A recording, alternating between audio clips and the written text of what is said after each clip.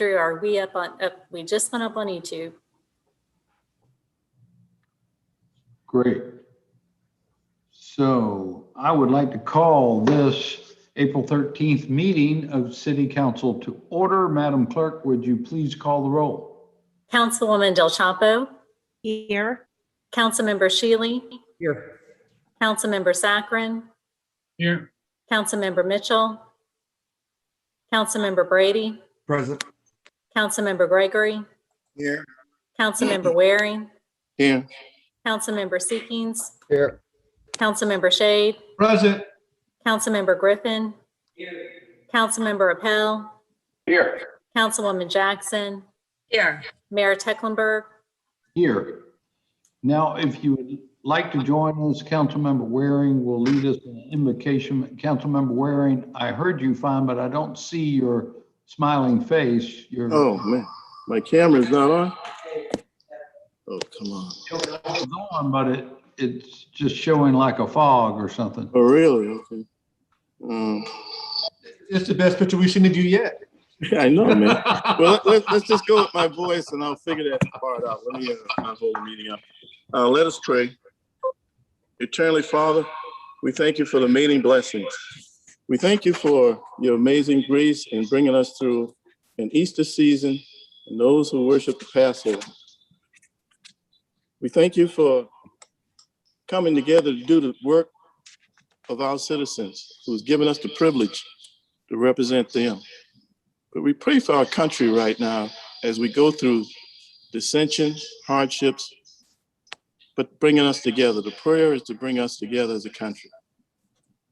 Help out listen.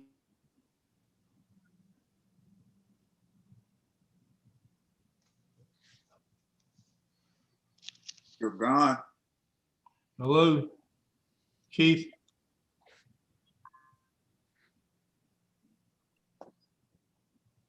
Councilmember Waring, are you there? We lost your audio as well. Councilmember Shealy, are you with him? Kevin, Lost him too. I see him. It looks like Kevin's frozen. You notice it's not moving. So Yeah. I don't know if they lost their connection. Okay. Well, y'all, I think we'll come back for a repeated invocation then in a minute. It looks like they dropped off completely. It might be our Wi-Fi service in City Council chambers, the bandwidth.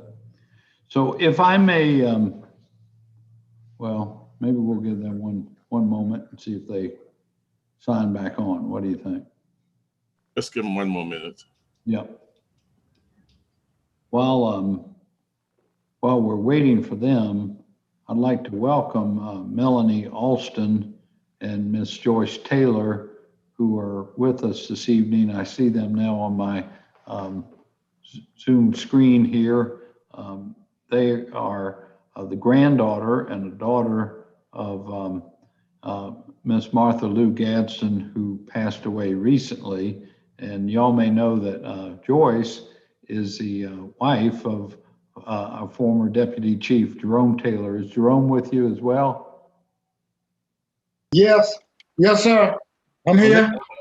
There he is, everybody. There's Chief Taylor. So good to see y'all. Thank you. I haven't seen Councilmember Shealy and Waring come back on yet. So if y'all will bear with me, I'd like to proceed with our first item on our agenda, our resolution in remembrance of Martha Lou Gadsden.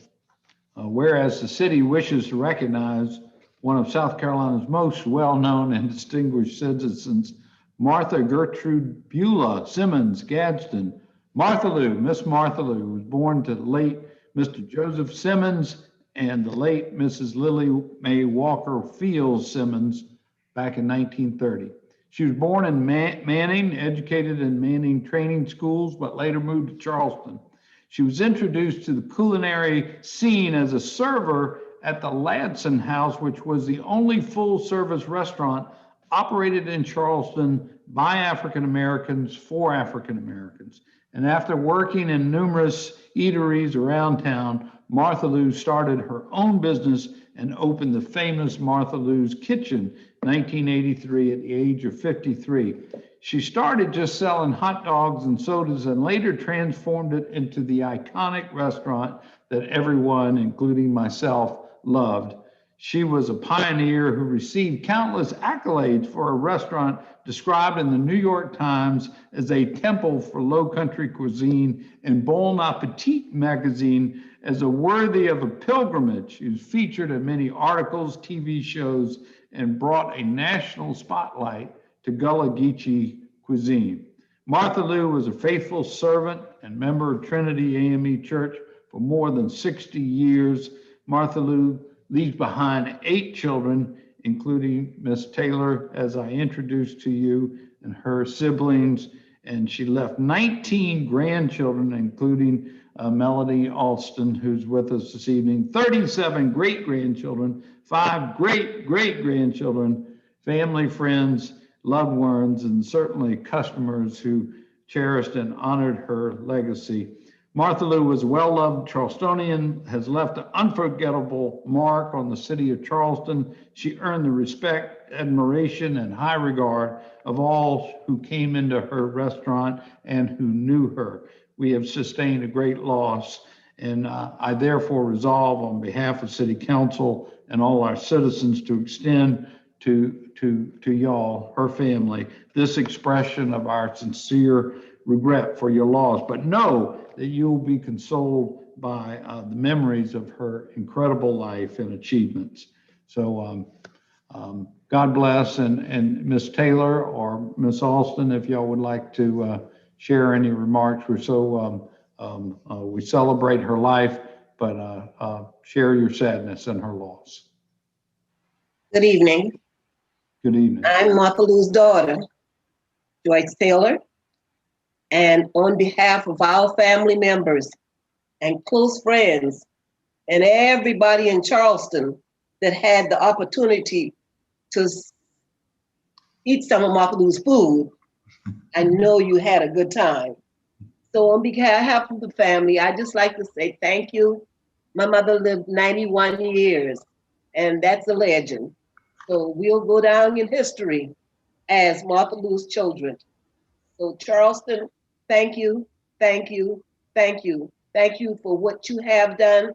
Thank you for staying along with her and listening to her little funny words during the time that you had to wait on your food. She wanted to make sure that everything was right. So I'm gonna miss her, and we all are gonna miss her, but God has his way, and she lived a good life. And I'd like to say thank you to you all. Well, you're more than welcome. God bless you all. And thank you, Ms. Alston. Did you want to share anything or? I just want to piggyback a little off of what my auntie said. I just like to take this opportunity to thank you guys for honoring her. I mean, it's really a big deal and it means a lot to our family. So we appreciate it from the bottom of our hearts. Thank you so much. Oh, you're welcome. So well deserved. And Deputy Chief Taylor, Jerome, always good to see you. And thank you for being with us this evening as well. Thank you, sir. Well, God bless. We have, yes, Councilmember Gregory. Yeah, I would be remiss if I don't say to the family that, of course, I miss Miss Martha Lou and I miss the cooking. Unbelievable place to go and have a good home cooking like your mama cook. And for that alone, she will be missed. But I think, Mayor, that we need to sit and, as a council, while I think a proclamation is great, I think it would be good if we look into trying to put a marker where Martha Lou's restaurant was, so that people will forever know her contributions to the cuisine of their city, Mayor. So I think that at some point we need to look in to see whether or not we can get a state marker put in that area. I know the land is sold, but I'm sure that something would allow us to do something like that, Mayor, and I think we should look into it. All right. Councilmember Mitchell. You're on mute. I think Councilman Gregory heard what I was going to say, because he said the same thing I was going to suggest. But so far as Martha Lou is concerned, I go back from Martha Lou, back from the Latson House time, back in the Wow. 60s and the 50s. And, you know, that's when I first met Martha Lou and Alice at the time, giving me the good Frankfurter, I've been hot dogs, if you may. And anytime I go in there, they give me 2 hot dogs on the bun, because they know me to call me Bobby. That's all they know me as, Bobby. Come on in, Bobby. Come on in, Bobby. You know, and that's all she always called me. She never knew me with no Robert, just Bobby. So I'm gonna miss her. And I go by and she was come by. I haven't seen you in a long time. I said, I'm still here. Come by and see me some more. I said, all right, I will do. But I'm gonna miss her because we go way back, way back. And I can remember those times. We all have a nice time. And Joyce is there. I remember Joyce and us, we came up together in church together, way back when. And that been back in the 50s.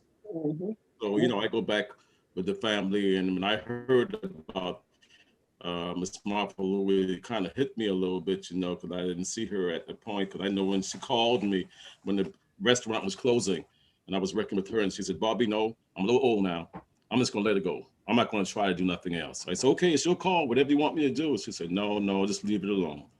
And that's the last time I spoke with her at the time when she closed the restaurant. So she'll be missed, but we're going to try to do something else, as Councilman Gregory stated, and we'll work with that, because that's all that's the district I represent. So we'll try to get something going. And God bless you all. Thank you. Thank you. Thank you.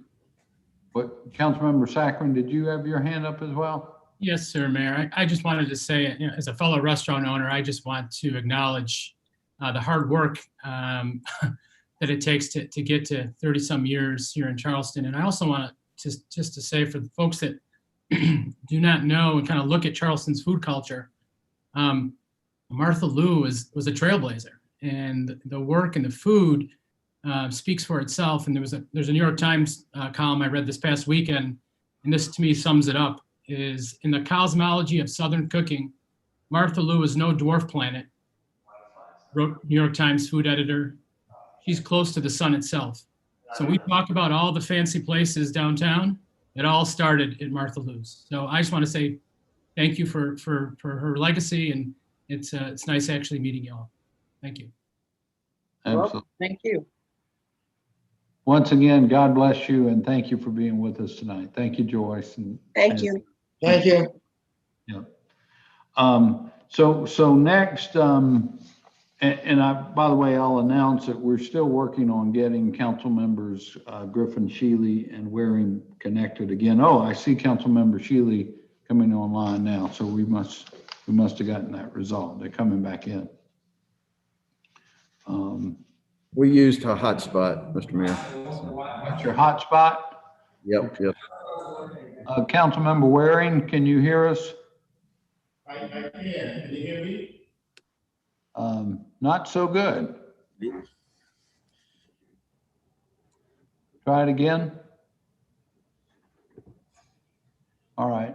So I was going to come back to the Prayer. half of your invocation, but we'll still come back to you for that. I must admit to you, since the invocation got interrupted us there, I forgot for us to jointly pledge allegiance to the flag. So let's do that at this time. The flag is right over my shoulder. If you will please join me, we'll pledge allegiance. I pledge allegiance to the flag of the United States of America, and to the republic for for which it stands, one nation under God, indivisible, with liberty and justice for all.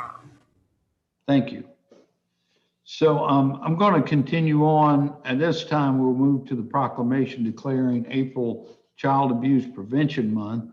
And joining us is Beverly Harden, who's the CEO of Carolina Youth Development Center. And Beverly Hutchison, I believe she's with us also this evening. She's the Director of Development of Marketing for D. Norton Child Advocacy Center.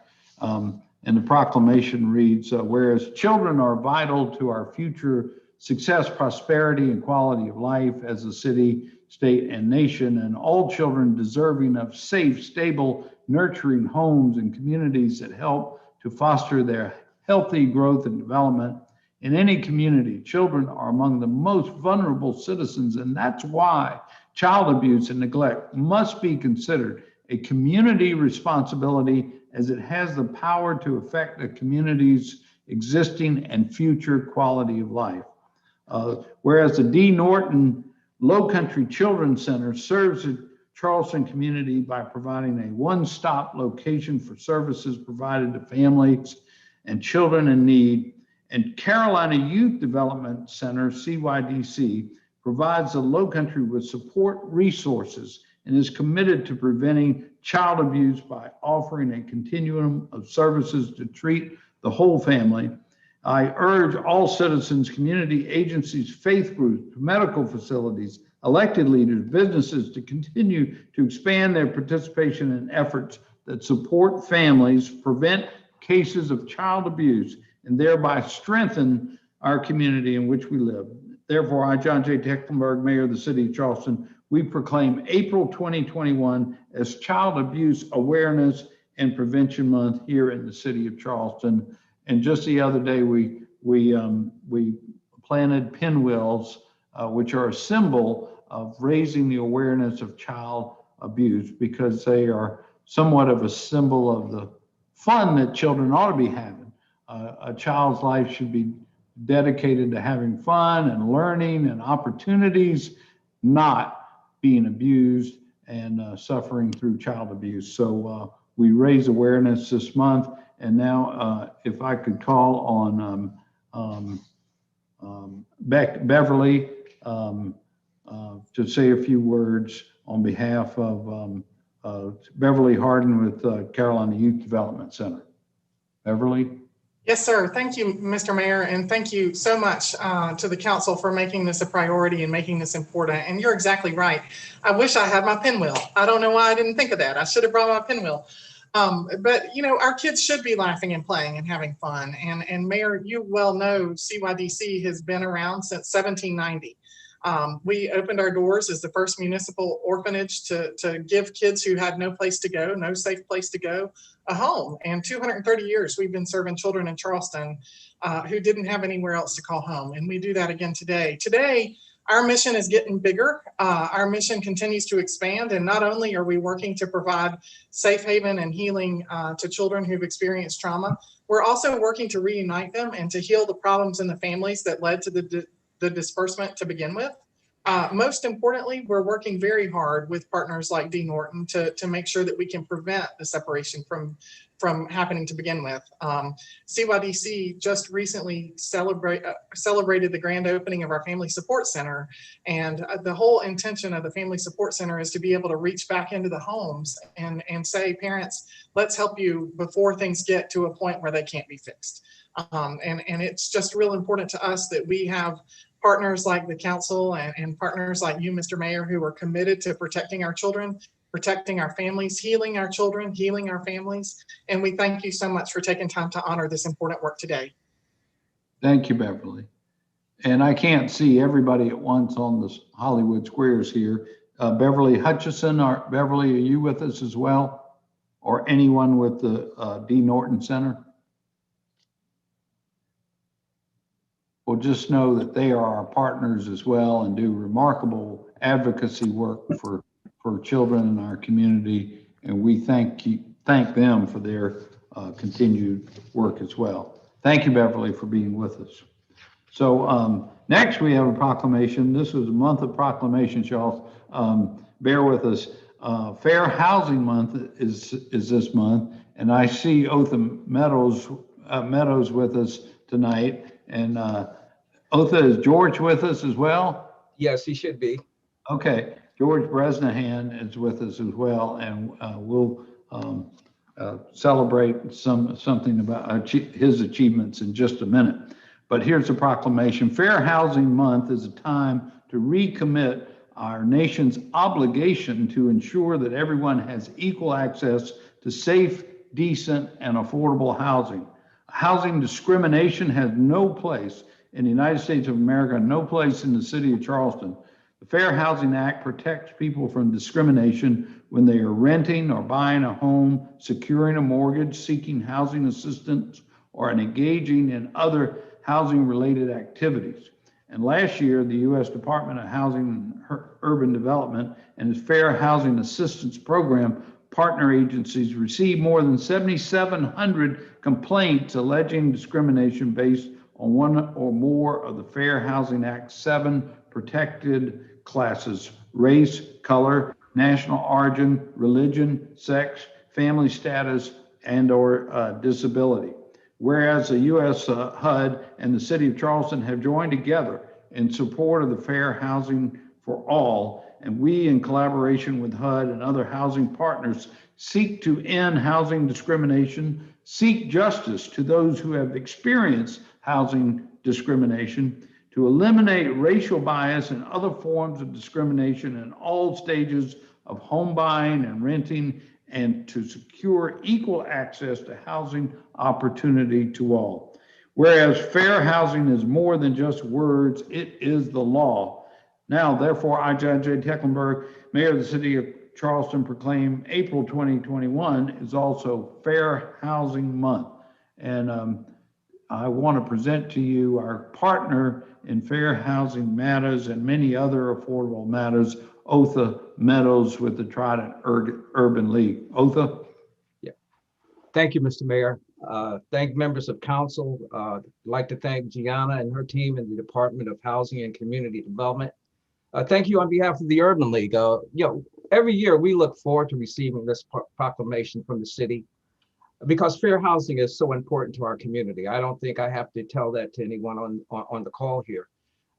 We really look forward to doing this work. But what I want everyone to understand, this is not the work of the Urban League alone. The Urban League works in partnership with the city to bring a fair housing program and to affirmatively further fair housing on behalf of all the citizens in the city of Charleston. I think today, Gianna is going to recognize the work of George Bresnahan.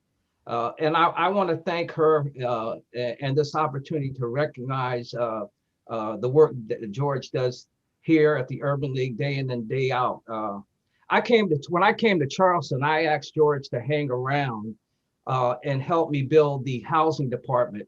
That was 15 years ago. And so I want to publicly thank him for the time and energy that he has put into the work that we do at the Urban League, specifically in the area of fair housing. Over that time, George has helped hundreds and hundreds of people buy their first home. He has helped hundreds and hundreds of individuals increase their credit worthiness. He has done a yeoman's job in addressing fair housing infractions in our community. And I'd like to go on the record and saying that he is absolutely the best at what he does. And I want to thank him personally for his hard work and dedication. The Urban League is working extremely hard to meet the new certifications that are going to come due in August that will be required for us to continue providing fair housing counseling. And so the staff is working very hard to pass that exam and those certifications. And so I just again want to thank George and thank you for your continued support of the Urban League. Thank you, Otha, very much. Gianna? Mayor, I don't have much further. George has been in the industry now over 25 years. And so in recognition of both Fair Housing Month and his dedication there too, we wanted to honor George tonight by presenting the proclamation to George. I don't see him, but hopefully he hears us. And George, we appreciate all you do for the citizens of the city of Charleston, the one-on-one housing and financial counseling that you provide to put citizens in a better place financially. Words can't express how important that is to long-term sustainability and living a better life. And so we thank you again for all that you do. Thank you, Mayor. Thank you, Gianna. George, are you out there? Hit *6 if you're on a phone rather than the Zoom call. I've known George for many years myself. Otha, when you were speaking and saying hundreds and hundreds of folks that he's helped, I was thinking hundreds and thousands because he's been at it a long time, hasn't he, Councilmember Mitchell? And truly has helped a lot of our citizens with fair housing needs and housing needs in general. So he's done just a yeoman's job, and we thank him for his service to this community and all the people that he's helped. So please pass that along to George Otha if he wasn't able to hear us this evening. Mr. Mayor? Yes, sir. Councilmember Warren. Thank you. You're right about Mr. George Bresnahan. I don't know if a lot of people know this, but he's a career man out in the Navy. His son is also, I think, a captain of a frigate or destroyer in the Navy right now, following his father's footsteps. You know, he went on and became an executive out at Nucor, BP Amoco. I'm sorry, not Nucor, BP Amoco, and then came and joined in with Mr. Meadows over at the Urban League. He's been given to this community for a long time. Yep. And you're right. I don't think it's the hundreds. It's in the thousands that he's helped. You're right about that. So job well done, but you know what? He's still working. So I'm glad he's still contributing back, giving back to the community. Job George, well done. George, you want to say a few words? No. Yes, thank you, Mr. Mayor, members of City Council, Gianna and her team in the Department of Housing and Community Development. We worked for over 20 years, probably, as far as I can remember. Thank you on behalf of the Urban League. We have made an inroads into fair housing, basically because the city of Charleston was always with us. We look forward to receiving the proclamation from the city. Fair housing is so important to our community, and it's a lot of work that has to be done in the future. Thank you for taking this opportunity to recognize me. Absolutely. Thank you. When I came to Charleston, I asked to hang around for a little while to work in building the housing department. That was more than 15 years ago. Over that time, I've seen firsthand the work that we do in helping clients buy homes and other things that affect them through fair housing. I want publicly to thank the city for providing us with the opportunity. And I would personally want to thank Gianna. She has really been in our corner and has given us good guidance. Well, God bless you, George. Thank you for all you've done. And this is where fair housing, the rubber hits the road. I can tell you that. Councilmember Mitchell? Yes, I would like to say to George, congratulations. When you first started out, I was doing it all one time, fair housing and everything else. And when I met George was at the Urban League, and George said, well, I'm not going to stay there too long, Mitch. You want to take over? I said, no way. He said, come on, give me a help. You can work part-time. I said, no way. I said, I had enough of it. 33 years was enough of it. So I would say to you, George, congratulations, and keep on keeping on. And I'll give you a little push when you need it. Okay. Thank you. All right. Councilmember Gregory? Yeah, Mr. Mayor. George, thanks a lot for all that you've done over the years. And I hope within this year, the city can give you a bigger gift, the gift of enforcement, as we continue to contemplate attempting to pass a fair housing law substantially equivalent to the national law, which will go beyond your outreach activity, but give you the opportunity to assist the city in enforcing the law. I think that could be the greatest gift that we could give you. And I commit to you that as long as I'm here, I will continue to fight for fair housing and I will continue to try to get our city to pass such a law. So you have fun, my brother. We'll talk soon. Thanks, Doug, and I'm glad you're there in my corner. I didn't quite, I don't see you on the screen, that's why. But anyway, thanks very much. It's been my pleasure working with you throughout the years. Great. Well, God bless you. Thank you, George. Okay, y'all, we got one more proclamation, and this one is regarding Crime Victims' Rights Weeks, and we're blessed to have with us Miss Vicki Cornelison with the Medical University, and she is very ably assisted by Michaela Porter, who used to interact with many of us in her former role at the Post and Courier. And let me just proclaim that 2021 is the 40th anniversary of National Crime Victims' Rights Week, which was first proclaimed by President Ronald Reagan back in 1981. National Crime Victims' Rights Week is a time-honored tradition that has recognized and validated the impact of crime on victims, survivors, communities, and those who assist them. The 2021 National Crime Victims' Rights Week theme, Support Victims, Build Trust, Engage Communities, reflects the national and local approach required to ensure that victims' needs are identified and addressed.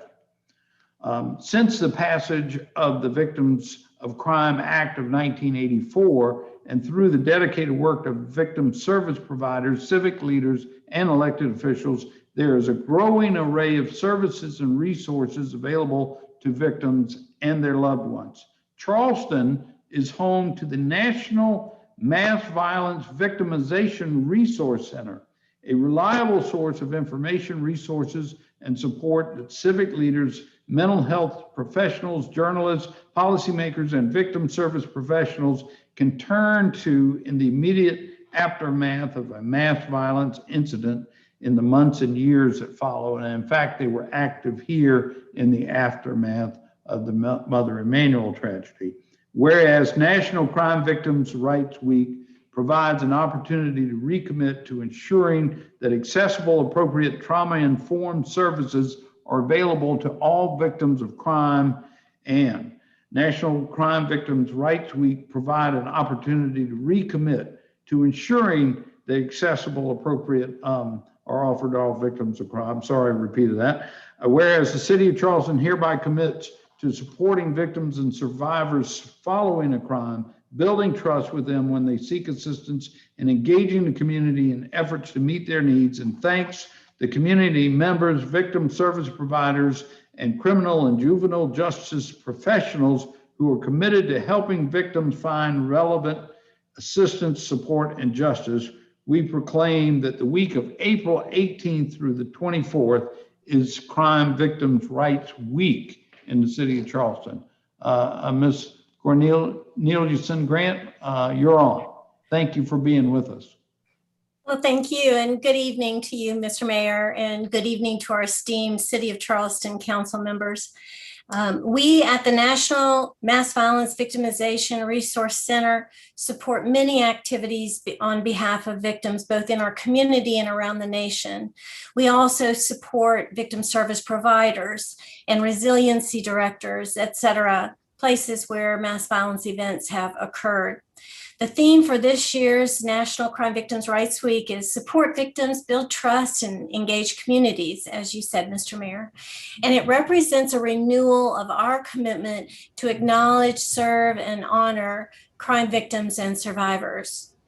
We thank you for presenting us with this proclamation, and we dedicate it in honor of those impacted by violence and to the many devoted professionals who serve them daily on the front line. Thank you so very much. Yes, ma'am. Thank you for being with us, and the work you do is highly recognized here in the City of Charleston. And Chief Reynolds, I don't know if you want to add any comments, but our Charleston Police Department has made a priority of focusing on assisting those who have been victims of crime. Chief? I just would add my thanks and appreciation. It's making a huge difference. It's a big deal. And that's what it's all about, is all the support that we get. We couldn't do it without you. Thank you. Thank you very much. Thank All you. right. So that concludes our proclamations and presentations for this evening. And next we have 2 public hearings that are before us. Mr. Morgan, are you out there? And we'll present number 1. I am, Mr. Mayor, and I'm also going to have Ms. Johnson. I think she may have a few things that she wants to say about this first item for public hearing, and also Mr. McQueenie. We've got just a few slides on this that I can screen share. So I'm going to go to that real quickly here. If I can find my screen. Here we go. Let me go to full screen.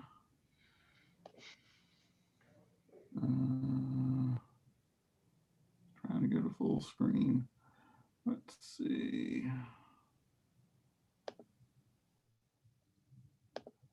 Okay.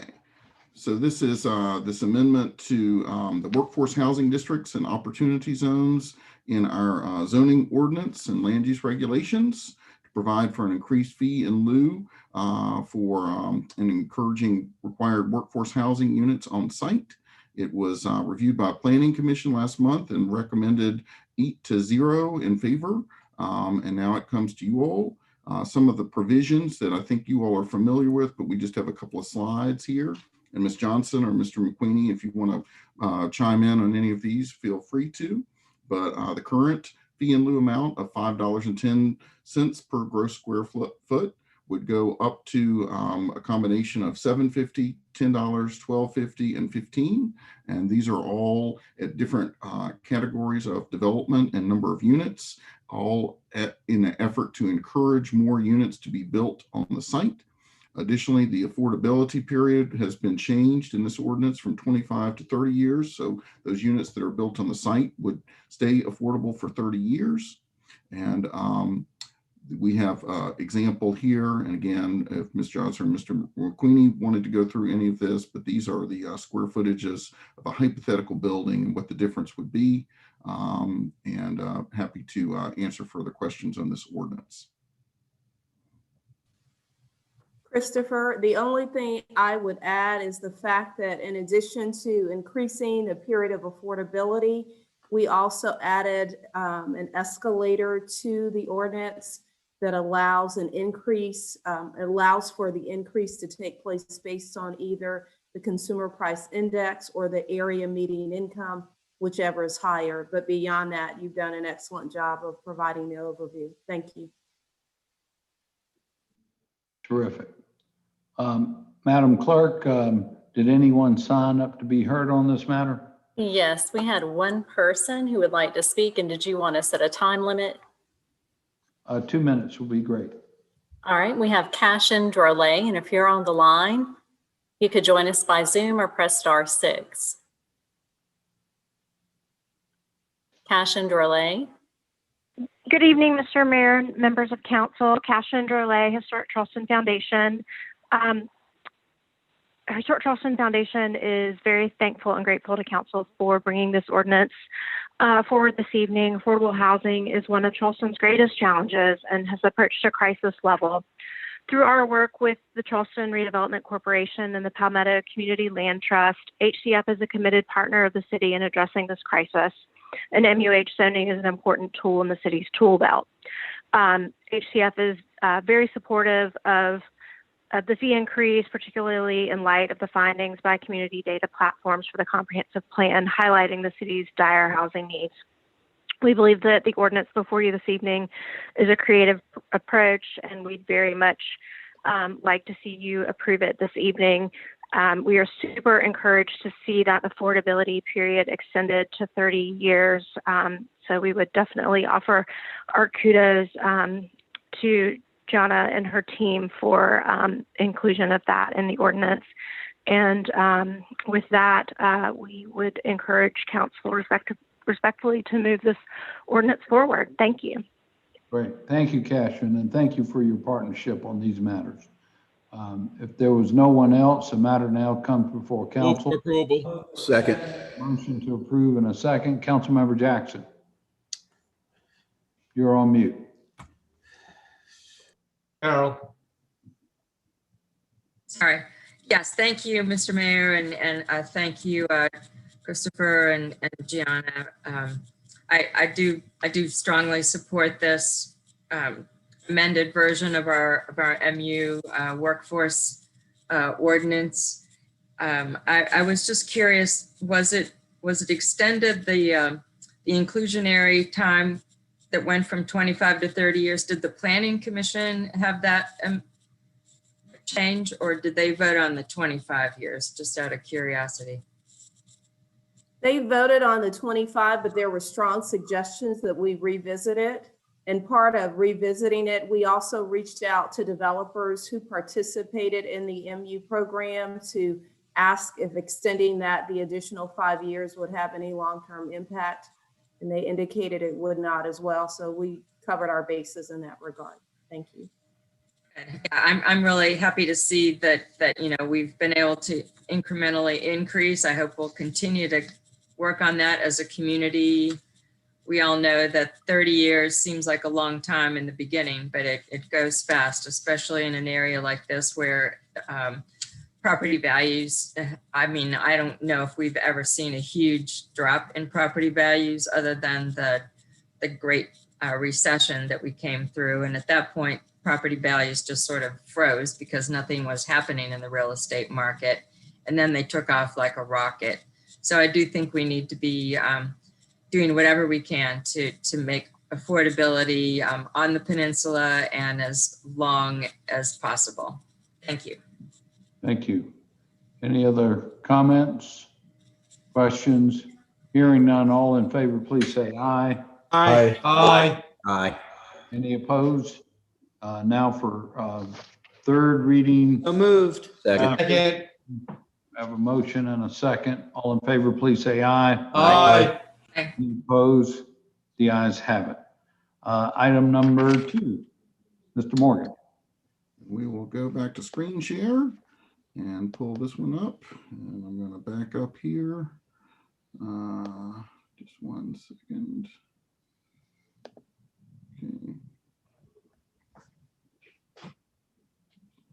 Okay.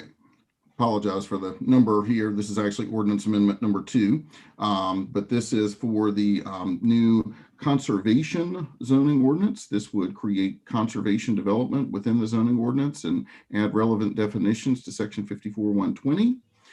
This is coming to you from the Planning Commission, who also recommended unanimously for this with a 9-0 vote. These slides are here if you all want to look at these again. We've shown them to you before. I think you all know kind of the background on this, so I'm going to zip through them, but we have them here if you've got questions. But the districts it's applicable to are SR1, SR7, RR1, and conservation. You have to have a minimum of 10 contiguous acres. It has the same net density as the base zoning, but the exception is for ADUs and workforce housing units that don't count towards that net density. Has a lot of prioritization of existing site features in the design approach. It requires a lot of upfront analysis of the site, so we know the best way to develop the highest areas of the site so we can keep the lower areas of the site green and in a more natural state. It's hopefully a method that we would use in new zoning regulations as we move forward with our comprehensive plan and our better utilization of the higher areas of the city. It also takes into account many of the recommendations we've come forward with in the comprehensive plan analysis, such as water first, limited impervious surface, preservation of existing wetlands, and green infrastructure and pre-development analysis of the hydrology. And it also has nods towards housing variety and affordability as part of the ordinance. And of course, these are figures that are from our comprehensive plan process that show the need. These were mentioned earlier in the meeting tonight. Each area of the city, the estimates of need for housing of affordability for those making,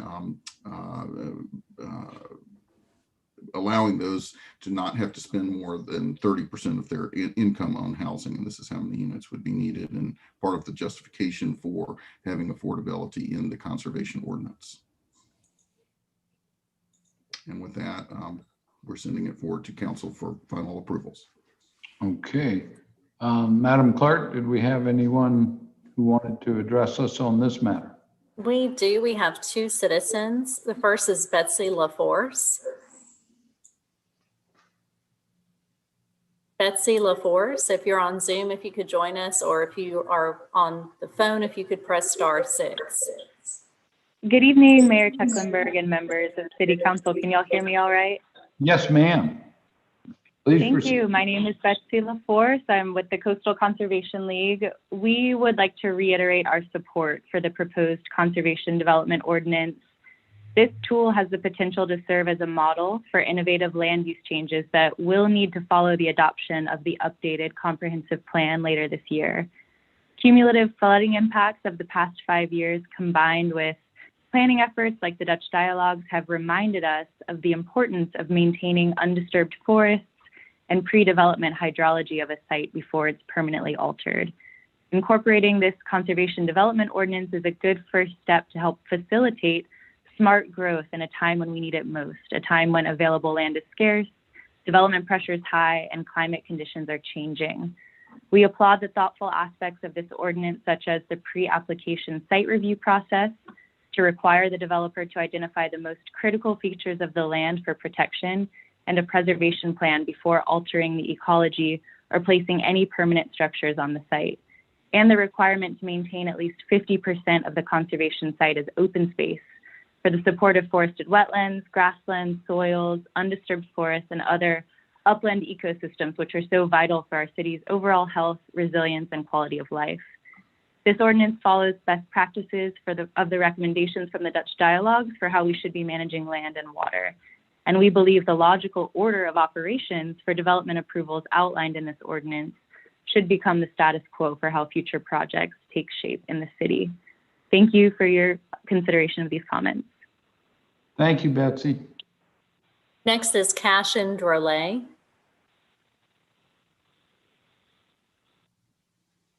Back to you, Cashin.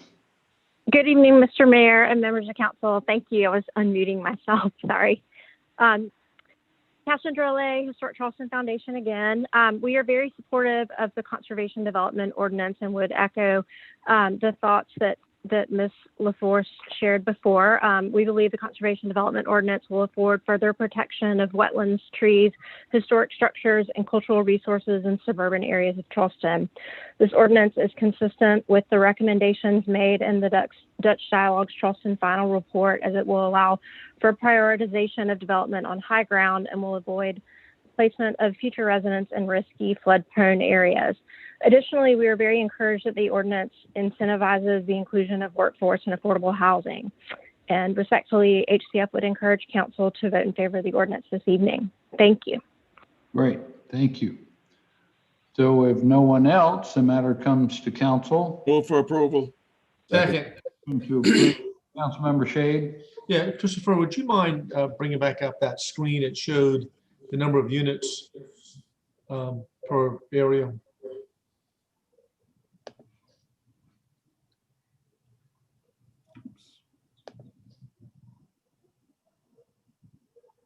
This one? Yeah, so how was that number determined? Do you know? This was determined by our consultant who was doing the deep dive on our housing issues by looking at the number of housing units in the area, what people's incomes are, and the cost of housing in these various areas of the city. And I don't know if you were on the call earlier when I asked Giona about the inventory we have in West Ashley now. Do you have that information handy by any chance? The total number of affordable units in West Ashley. In West Ashley. Yeah, I don't have that in this presentation, but we can get that for you. Happy to. Yeah, I think Jonah was going to work on that as well. So thank you for that. Appreciate it. That's all I had, Mr. Mayor. Okay. Councilmember Gregory. Yeah. As a part of the formula to make this determination, don't they factor in expected to reside to determine what the need may be? Well, how many people are we anticipating moving to Charleston? These are figures to have the folks who already live here be able to live in affordable housing. This is not with factoring in the growth. This is for the existing residents of Charleston to not have to spend over 30% of their income on health. So it really could be higher. With people coming in, absolutely, Yes. yes, sir. Yes, I mean, that's a necessary factor in determining the need. Yes. Expected to reside, in addition to what you just articulated. So we haven't factored in, okay, expected to reside in this formula, okay, we're flying blindly in terms of what our need is. Well, this says for both existing and future residents. Christopher, Gianna, y'all want to double check with your consultant and make sure they included some rate of increase in population? And for clarification, I do think that there is the city in-house projections to 2030 as part of this. I should clarify. Yes, yes. It is. It is. I think they did use some factor of increase, Councilman. Yeah. For us to create 16,000 units between now and 2030 is a heavy, heavy lift. I can say that. And billions. Yeah. All right, Councilmember Jackson. Thank you. I just wanted to maybe state the obvious, but it really struck me as we heard our two comments from during the public comment about this particular ordinance, that we have found a synergy between the conservation movement and the traditional historic preservation movement that began on the peninsula. And it just, I think it really demonstrates the depth of our community in terms of the way they look at issues and how they advocate. And all of a sudden, we've got two groups that on paper would never really find that much in common, talking to us in sync about how we're going to develop suburban lifestyles into the future. So I think that's a remarkable accolade to those groups and the way that they have helped us consider planning as we've been going along over the last years. I also, I'm going to vote for this. It's been a long time coming. I think it's a much more thoughtful set of parameters and conditions and regulations on areas that, are yet not built in our different boroughs. I do have to state my concern about trying to incentivize the workforce housing in places that are most likely to be far outside of our normal transit corridors, and certainly a lot of the high, dry, and connected areas where we know we're going to be incentivizing affordable housing attainability. It's going to be a concern, I think, case by case. Are we putting people in locations to live and work and commute that might be affordable in terms of the mortgage that they pay or the overall housing cost that they pay, but they're going to pay the price potentially in commuting costs and transportation costs and lifestyle costs when it takes you an hour to come and go from your job and your family is at home, needing the parenting that everyone wants to provide to their families. So I saw that in Northern Virginia, and I do feel like it's something we have to be conscientious about. Thank you very much. Any other questions or comments? Hearing none, all in favor, please say aye. Aye. Aye. Aye. Any opposed? The ayes have it. Now for third reading and ratification. So moved. Second. Second. All in favor, please say aye. Aye. Aye. Opposed? The ayes have it. Thank you all kindly. That concludes our public hearings for this evening. Next is our approval of city council minutes. So moved. Second. Any deletions, additions, edits? Hearing none, all in favor, please say aye. Aye. Aye. The ayes have it. Next up is our citizens participation period. Madam Clerk, could I Yes. turn this over to you? We have 8 people signed up, and would you like to set a time limit? We'll keep the 2 minutes, please. Mr. Mayor, I think we need to go back to the identification before we go into that, to put some, since Councilman Waring is back online. Yes, that would be entirely appropriate. Councilmember Waring, we had an interruption there in the midst of your invocation. Could we, would you mind going back to that? Oh, no, sir, at all. Thank you, Councilmember Mitchell and Mr. Mayor. Let us pray. Eternally, God, as we come before you, we thank you for your amazing grace. We thank you for the provisions that you have provided to our families, because we know it doesn't have to be. We thank you for Mother Earth. With all the abuse that mankind has put upon it, still provides resources for the betterment of your children. We pray for our national government, pray for our state government, and we pray for our local government, because the government that is closest to you, we know bears the most fruit. We pray that we bring the best of our intellect and our integrity as we go about doing the business of the citizens of Charleston. We spoke about affordable housing, but let us continue to lead and bring in action steps to make it a fact. We pray for our men and women in the military. We pray for our men and women in blue, because right now they need our prayers as well. We pray for those unfortunate and help them to see a better day. These prayers we ask for in your name. Let us all say amen. Amen. Amen. Thank you for that most thoughtful prayer. Appreciate Yes, it. sir. Yes, sir. Madam Clerk. All right, our first citizen is Dave Eccles. If you're on the line, if you could press *6. Dave Eccles. Thank you. Mr. Mayor, can you hear me? Yes, sir. Let's play ball. All right, thank you. That's right. That's right. Thank you very much. Tough to follow those proclamations and the great work y'all are doing on affordable housing. So kudos to everybody. But thank you for a couple minutes here, Mr. Mayor and City Council. Thank you.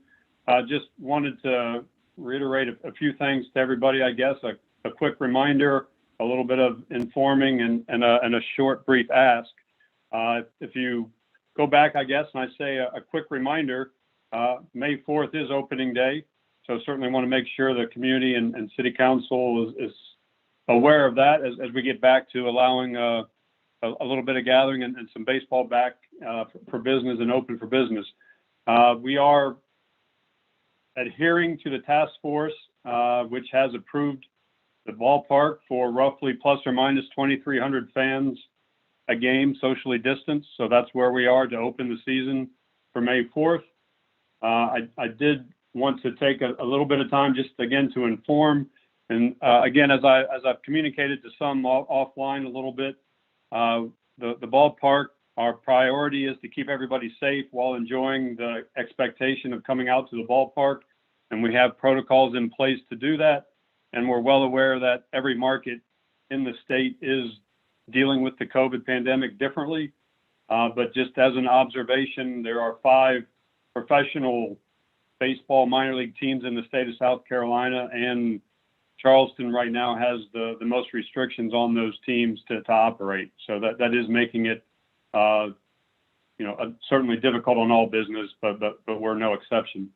The last to ask for City Council is just as you decide how the city is going to continue to battle and come out of this pandemic, that as much as a timeline can be conveyed to help us operate, the Joe would be welcome. As much information as can be passed on so we can plan effectively. Time.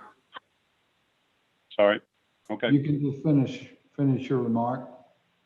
All right. Thank you, sir. I just was close up by saying pros and cons, we're opening up, but we actually have 18 games in the month of May. And with the new scheduling, that's almost a third of our season.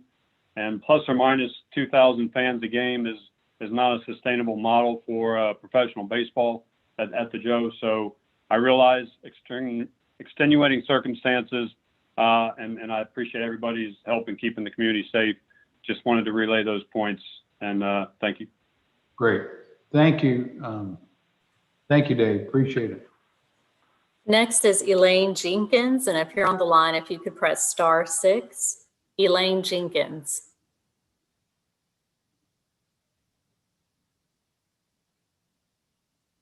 All right, next is Tony Daniel, and if you're on the line, if you could press *6. Tony Daniel. Good afternoon, Mayor, members of City Council. A lot of heroes in Charleston, a lot of known heroes, some unknown heroes. It's an honor to be here tonight. Still got the same problem with 89 residents in my neighborhood jamming all through one exit.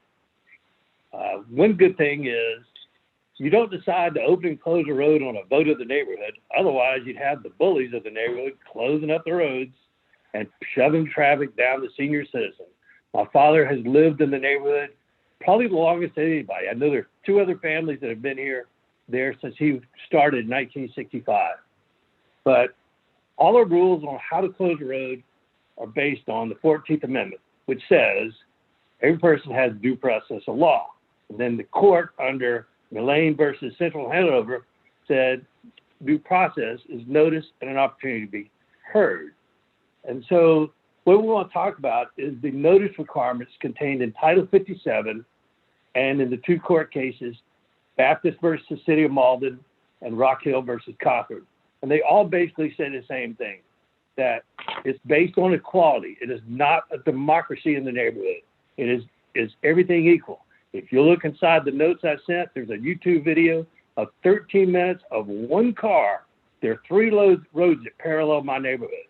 There's 1 car on 2 of those roads during a time of complete chaos over on Burning Tree Road. But let's go over all the requirements. First of all, there are roughly 9 requirements to be able to close a road. City didn't meet any of them. Now, they partially met one because they voted to decide whether or not to close the road or not. But they voted to not close the road. I don't know how the road got closed, but Councilman Stevens specifically said, we're not closing the road. Next requirement, send a registered letter to everybody affected. No registered letters were sent. Has to be posted in the newspaper 3 times. It was posted twice. Time. Close doesn't count. Thank you. Thank you, Mr. Daniel. Next is Miguel Torres, and if you're on the line, if you could press *6. Yes, this is Miguel Torres. This is Miguel Torres. Good evening, everyone.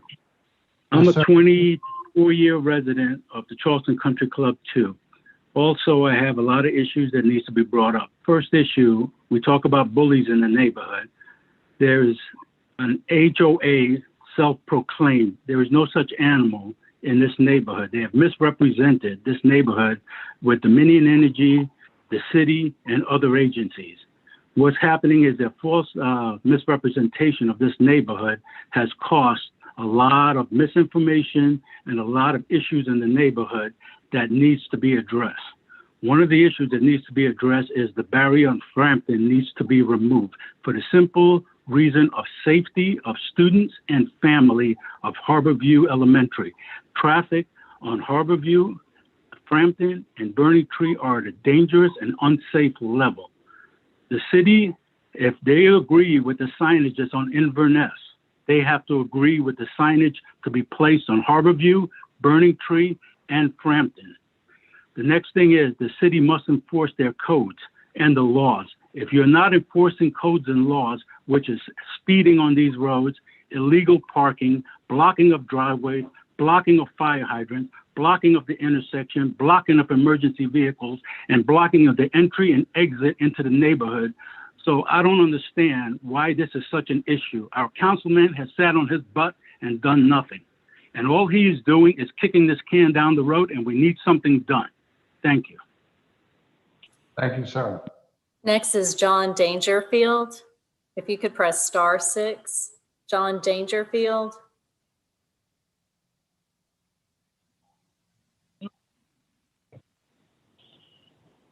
Hey, yes, ma'am. I was just calling for we have a agenda for rezoning coming up, and I spoke to speak about that. We're on the line in case the council members had any questions. It's with regards to a second reading for items number 3 and 4. I don't think there were any questions, but I just wanted to be available, and that's why I signed up. What address was that for, Mr. Dangerfield? It was for rezoning of two parcels located on Johns Island. I'm trying to, Oh, I see it it now. was for, sir? 3486 Maybank Highway. Yes, sir, that's correct. All right. Thank you so much. Yes, sir, thank you. And Mr. Mayor, I think Elaine Jenkins has signed on. Elaine Jenkins, we called her earlier. Yeah, Ms. Jenkins. If you could press *6 to unmute yourself. Yes, good evening, everyone. This is Elaine Jenkins. I presented our project at the last council meeting, and I signed up to speak this evening just in case there are questions about the project. But we're listed as under item L, number 1, the rezoning of 569 and 571 King.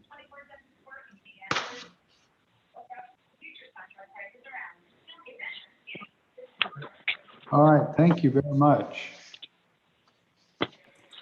Next. Any questions that come up, we'll reach out to you. Next is Franny Henty.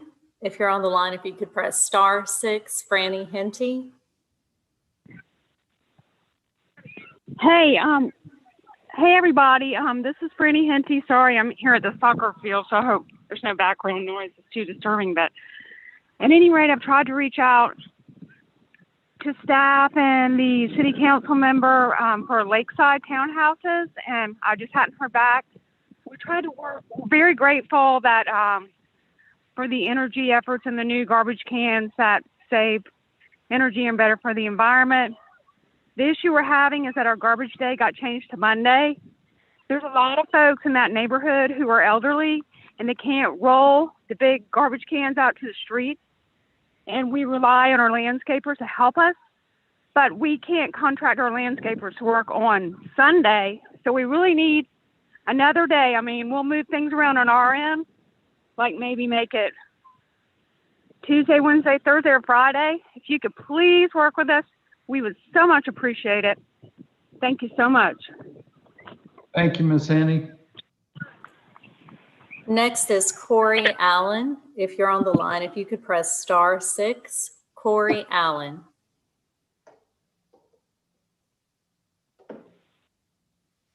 Mr. Allen? Next is James Bessinger. If you're on the line, if you could press *6, James Bessinger. Hello, can you hear me? Yes, sir. We can.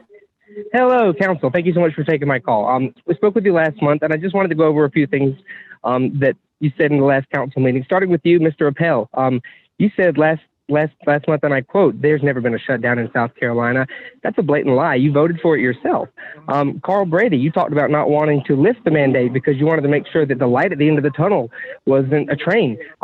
Then just a few days ago, you're photographed out with Shaylee and Harry Griffin without a mask, shoulder to shoulder. Did the train pass by, or what the hell, man?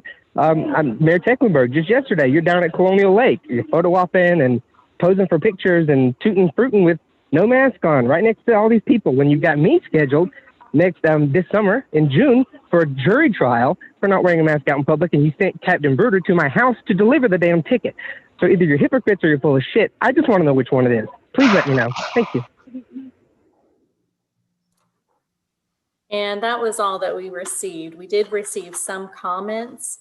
We have. Sorry, this is Rita Kazurskas. I signed up to speak also. Okay. We didn't have you on the list, but. That's okay. May I? Ms. Rita, please. 2 minutes? Yes, ma'am. Okay. Great, thank you. Good evening. A show of hands, please, because I like to do this. How many of you saw people attack the United States Capitol in January using flagpoles as weapons? I can't see you, but I'm hoping that it's all of you. Remember the incident last summer at the Battery when the guy broke his flagpole over a young man's back? Did you know that the attacker continued to charge the young man after beating him over his back and only stopped because somebody else knocked him down before he could continue to hurt him? If the young man had been beaten so badly he ended up in a coma, would you have decided by now to find a way to reduce the risk of injury and anything like it happening again? Just this Sunday at the Battery at Charleston's own live weekly celebration of white supremacists, church bombers, lynchers, and lost cause segregationists, we watched one of the Klan nearly get into a fist fight with an elderly tourist. He started shouting and waving his arms for a few minutes, and he went up to the elderly tourist and started bumping his chest into him. It wasn't the police presence, but our frantic shouting for the police that finally de-escalated the situation. The police were sitting in their vehicles a block away and had no idea anything was even going on. Would it take a tourist actually suffering a cracked skull for you to decide to find a way to improve safety? What if it was somebody you knew who got hurt? What if it was your wife or your child or even your Nana? The simple presence of a police officer tends to keep some trouble from happening. Had the police been standing near protesters instead of a block and a half away sitting in their vehicles, it's quite possible that none of these incidents would have escalated to the points they did. I'm hopeful that the police who are paid to work at the Battery every weekend decide to exit their vehicles and be present nearest to the obvious highest risk areas to help reduce the potential of harm to all citizens versus waiting for somebody to get hurt and then punishing the bad guy. Other cities have taken action to reduce the risk of injury to people while continuing to allow everyone to exercise their First Amendment rights. We are looking for you to do the same. Thank you. Thank you. And then we did receive some comments. One person sent an email saying that the Army Corps had no intention of using the recommendations from the Dutch Dialogue, Wagner and Ball study, and suggestions from Clemson students. She said it seemed to be the responsibility of the local government. One person recommended a 13-minute YouTube link to watch that showed no traffic on Fairway Drive and Inverness Drive on James Island, and that it backed up traffic on Burning Tree Road and Frampton Drive. 3 people referenced Amendment 14, Section 1, that said no state shall deprive any person of life, liberty, or property without due process of law. 44 people said the low line was a critical improvement to the peninsula that would create jobs, improve green space, safe paths for pedestrians and cyclists, mobility and connectivity improvements. They asked that funding be approved to begin construction. One person said that to close a road in Charleston, one must meet multiple requirements referenced in the City Council meeting of June 15, 1976, and that the city had met none of those requirements, and Fairway Drive and Frampton Street should be reopened immediately. One person said that City Council should not renew the face mask requirement in the city. One person was in support of the appointments for the Army Corps 3x3 Advisory Committee and supports the extension of the COVID-19 emergency ordinances. 2 people opposed the construction of 295 Calhoun Street and stated that the building lacked aesthetic in comparison to the historic charm of Charleston. And those were all the comments we received. Great. Thank you, Madam Clerk. Appreciate that presentation. Thank you, all the citizens who participated and shared your comments with us tonight. So next up is our petitions and communications. And first thing is the appointments to the Army Corps 3x3 Advisory Committee. Move for approval. Second. Any discussion? Councilmember Griffin. Yes, sir. Thank you. I'm going to vote against this now because I don't think any of these people aren't upstanding members of our community. I just feel bad that there's a very good chance that we won't move forward with this project. And I feel bad that we're asking these people to dedicate months of their time to meet, when if you took a poll of the council right now, we may not even have 7 votes to pass it as of today. And I think we're doing a disservice to all of these people to waste their time for months. All right. Anyone else have a comment? All right. All in favor, please say aye. Aye. Aye. Aye. Any opposed? Nay. Thank you, sir. All right. Next is a resolution to acknowledge and celebrate. So move. 2021. Reaffirm our city's commitment to continuous improvement in environmental stewardship and express our commitment to support and protect the environment. And Katie McKee has been working diligently on our climate change plan, and we'll be bringing that update to our sustainability committee and to council next month. That's the best expression of our support for Earth Day, I think, that we could possibly have. Anyway, we have a motion to approve. Second. Any further discussion? All in favor, please say aye. Aye. Any opposed? The ayes have it. Next is our update on the city's response to COVID-19. I believe Shannon Scaff is online. I want to commend him and his whole team who have been coordinating with community healthcare partners to provide as many vaccinations as possible in our community. Our own vaccine outpost at 180 Lockwood is averaging, I'm told, close to, if not over 1,000 vaccinations every day. So we are making a difference, y'all. And I really want to thank you, Shannon and Tracy and all the team members. So with that, Shannon and Tracy, y'all want to give us an update? Thank you, Mayor. I'll go ahead and get us started tonight. Let's see. So cases at the local level have really hit a plateau since early March. But according to our friends over at MUSC, there's really still quite a bit of virus in our community. And they're really concerned about that because of the presence of variants. And I know we've heard a lot about variants. I recently learned from the team that MUSC has actually been sequencing the tests that they're doing, the COVID tests that they're doing at MUSC. So they've been collecting that data really since December. And so you can see on this chart kind of how the variants have been showing up in that sequencing that they've been doing.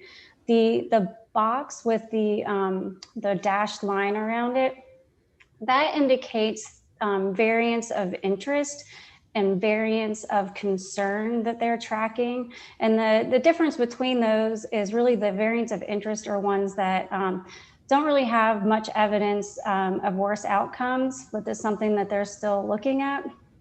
The variants of concern are the ones that there is evidence of higher transmission rates as well as worse outcomes. So it's a combination of those variants that are tracked in that box.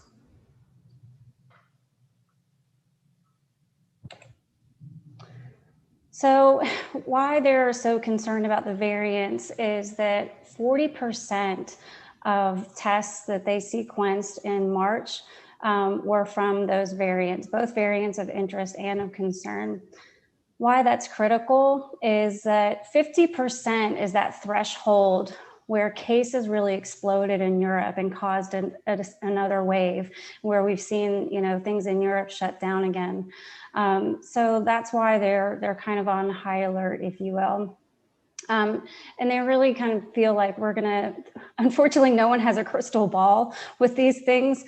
But they expect that we're gonna know a lot more in 30 days if our vaccination rate has been effective enough to prevent another wave from these variants. Unfortunately, we just don't know. All we know is 50% is what's been seen other places. We haven't hit that threshold yet, thank goodness. Hopefully won't get there, but it is definitely a concern. The big takeaways that the MUSC team provided to me as far as these variants are concerned is that the variants pose risk to both vaccinated and unvaccinated individuals. The ones with people who have not been vaccinated have a greater risk of worse outcomes by being exposed to these variants and getting ill from them. The more variants that are around, I think everyone's heard this, the more variants there are, the greater the chances of vaccine breakthrough, where you can actually still get sick from COVID after being vaccinated. Another frustration that they're having right now is that symptoms of COVID-19 and seasonal allergies are indistinguishable in most adults. So adults that think they're having seasonal allergies or actually sick with COVID and continue to spread the virus. So that's a really frustrating thing that they're seeing. The really big takeaway from the team was that continuing to use masks as a tool will really help interrupt transmission and should be considered necessary until high levels of vaccination make COVID-19 a rare illness in Charleston, and we're not quite there yet. So they really wanted to emphasize that they felt that keeping masks as a tool was critical. So where are we with vaccinations? This is the distribution of South Carolina vaccinations each week since December. You can see it's taken a little decline this week. That the decline is due to a decreased number of the Janssen or Johnson & Johnson vaccine. And based on what we all learned this morning, that might not necessarily be a bad thing. So hopefully we'll start to continue to see more Moderna and Pfizer coming into the state in the coming weeks. Across the US, we've had more than 189 million people in the US have gotten their first doses of vaccines, which brings us to 36%, over 36% of Americans have now received at least one dose, and 22% have been fully vaccinated. So how are we doing in South Carolina in comparison? This is from our city dashboard, but it pulls directly from the DHEC data. In South Carolina, we're at 29% of immunity through vaccinations. And then we also put on there the 1.2% that have some natural immunity through having the disease. Charleston County, we're looking good. We're tracking right along with the rest of the US.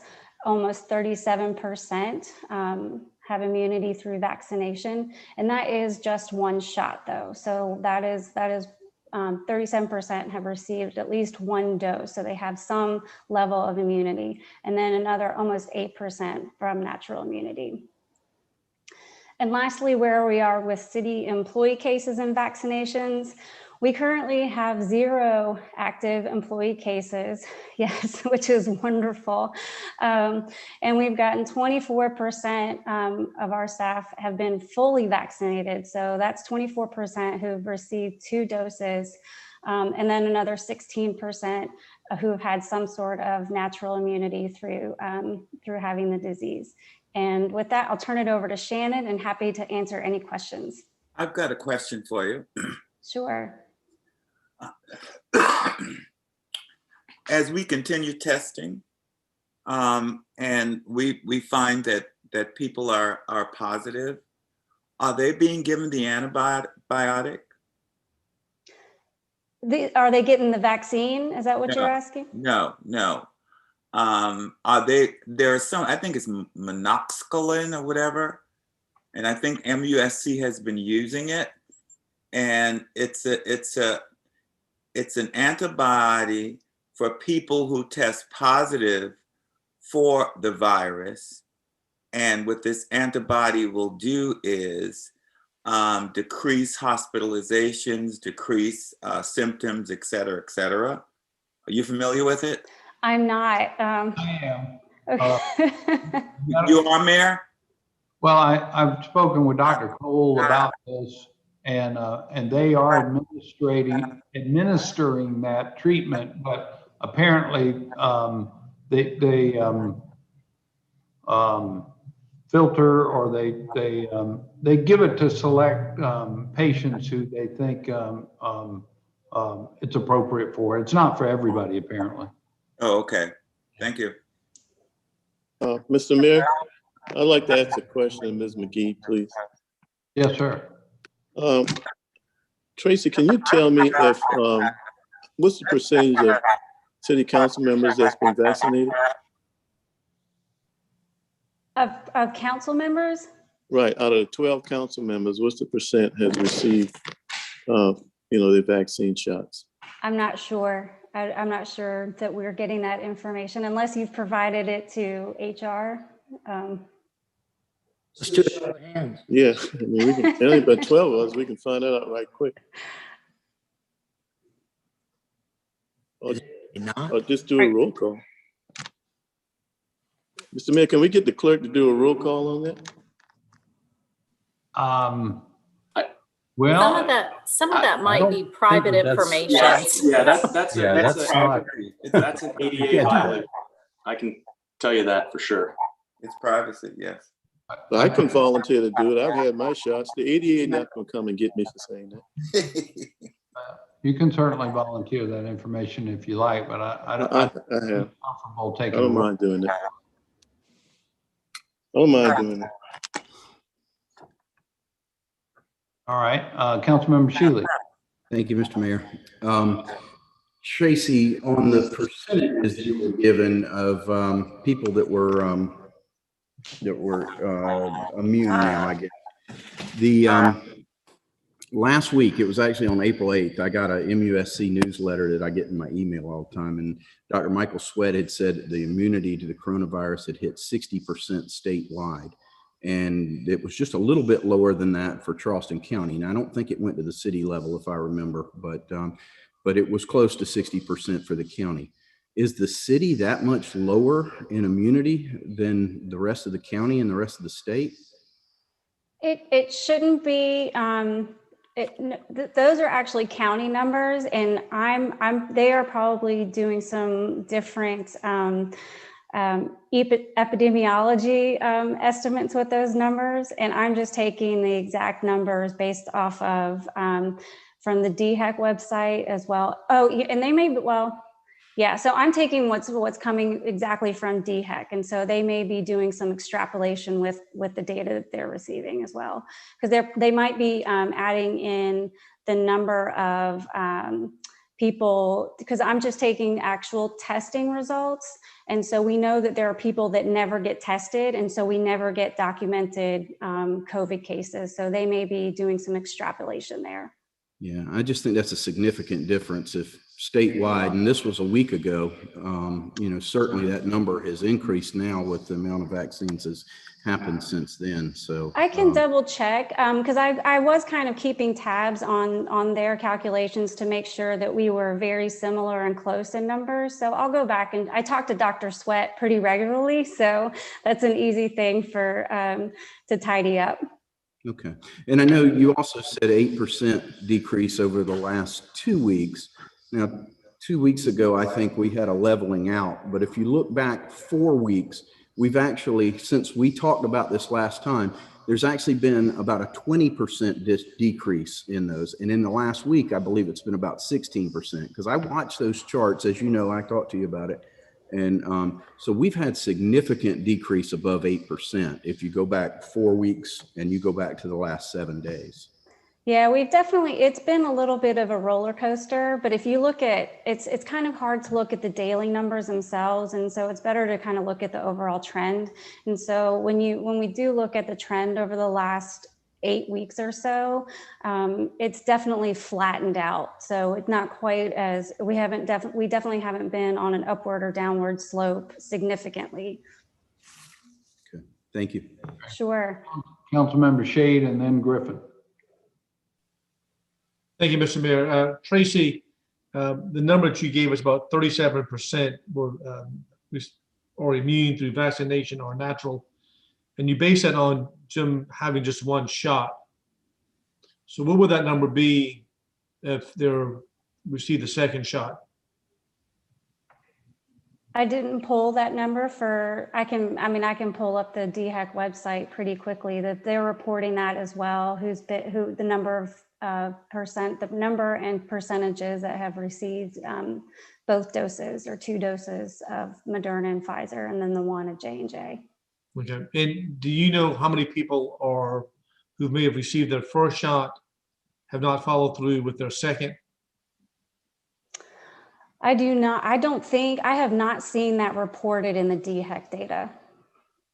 Okay. And then one more final question for you. And I think this has been sort of batted around by the professionals.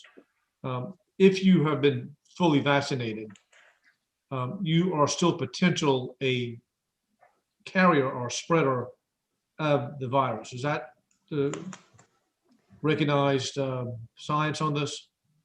So, I mean, you know, the guidance is, as we all know, changing constantly. And I do want to say I am not a medical professional. Right.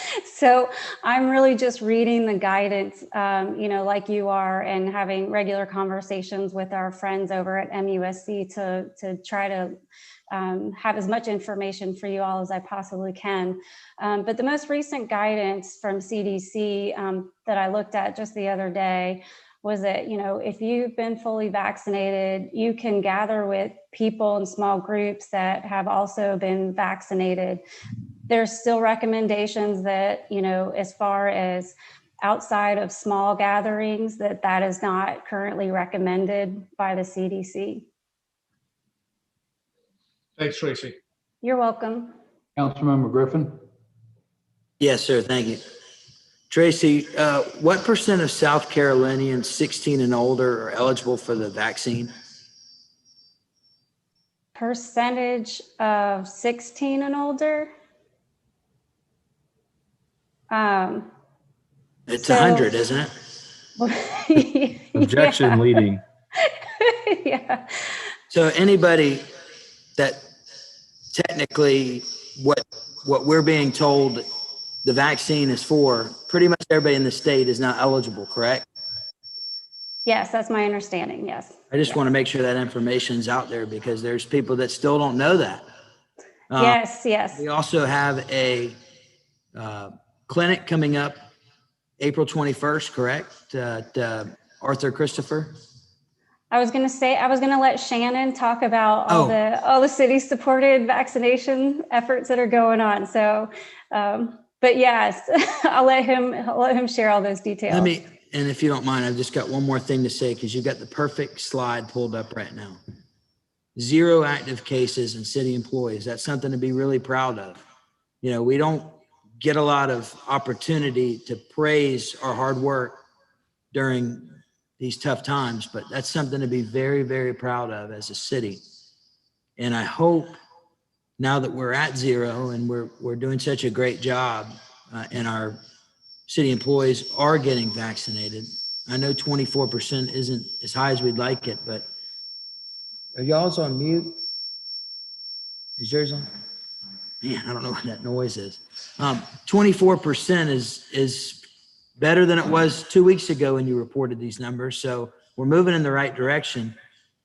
My last thing that I want to say is I hope that we can get to a point where we're doing such a great job vaccinating people. I'd love it if we can get to a point where we can allow our contractors to get into the permit center, normal business hours again. I know they're in the office full days, but contractors can only go into the permit center from 10 to 3. And I hope we can get to a point pretty soon that contractors, especially small business owners, can get in there and get their permits on normal business hours. Thank you. Thank you, sir. Shannon? Mr. Mayor, before we go to Shannon, I just have a follow-up question for Tracy. Yes, sir. Councilmember Gregory. Yeah, Tracy, I think back in March or last March, March 2020, we talked about collecting data to determine whether or not the fact that many of our employees have been working from home and has an effect on productivity.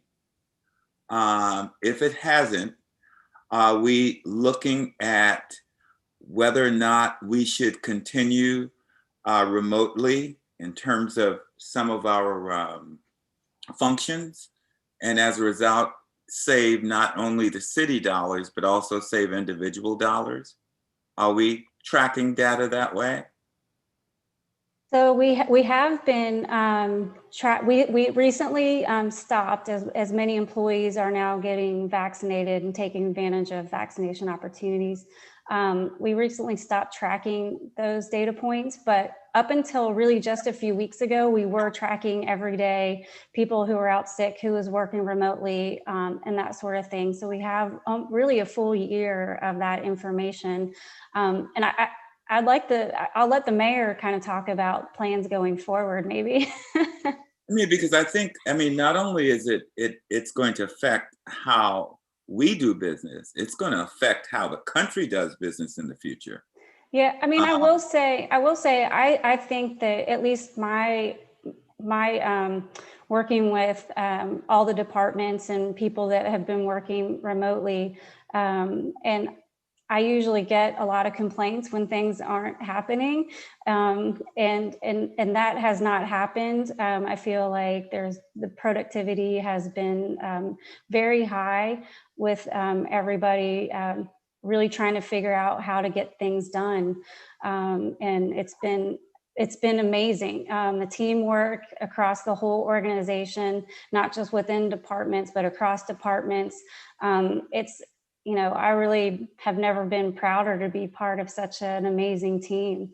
So it would just be great to see some type of cost benefit analysis with regard to remote versus on-site. Absolutely. Mr. Mayor, I have one more question for Tracy. Tracy, you're real popular today, by the way. Yes, sir, Councilmember Ware. And I agree with Councilman Griffin. This is a very powerful slide. And that zero looks wonderful. But, and I agree with what's said about, like disclosure with health issues. But how are we validating this 24% fully vaccinated and then the 16% natural immunity? In other words, where do we go to get the numbers to back that up? So that's a really great question. So our HR department put together a wonderful incentive program for employees. So when you get vaccinated, you send a copy of your vaccination card over to HR. They keep it confidential. I don't get information on who's been vaccinated and who hasn't. They just report out total numbers of who's been vaccinated or who they've gotten the completed vaccination cards for, I'll say. Right. So not everybody is turning in their cards, of course. And so that's our best estimate based on the cards that we have. And then of course, on the natural immunity, we did all of our contact tracing and everything like that in-house. So, and so again, all of that information was kept confidential in the HR department, but they did keep a running database, if you will, of all the people who had tested positive and all the contact tracing that they did. Great, you answered that beautifully. So then we just need to have HR reach out to City Council and we can send our cards in confidential. Yes, sir. Thank you. Now, Shannon, you want to give us an update on vaccinations? Yes, sir. Good evening, Mr. Mayor, members of council. Thanks, Tracy, for all that you continue to do to help the team. It really has been a team push, as she said, for now well over a year. We're starting to transition in emergency management into some focusing on hurricane preparations as well.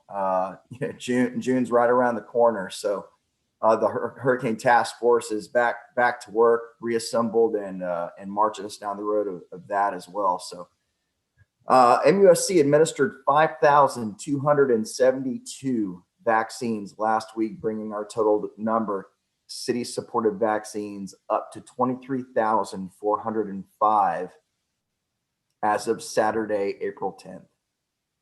The Gaillard Center hosted a Harris Teeter vaccine clinic today and will be hosting another one tomorrow. Harris Teeter plans on administering 800 Moderna vaccinations per day.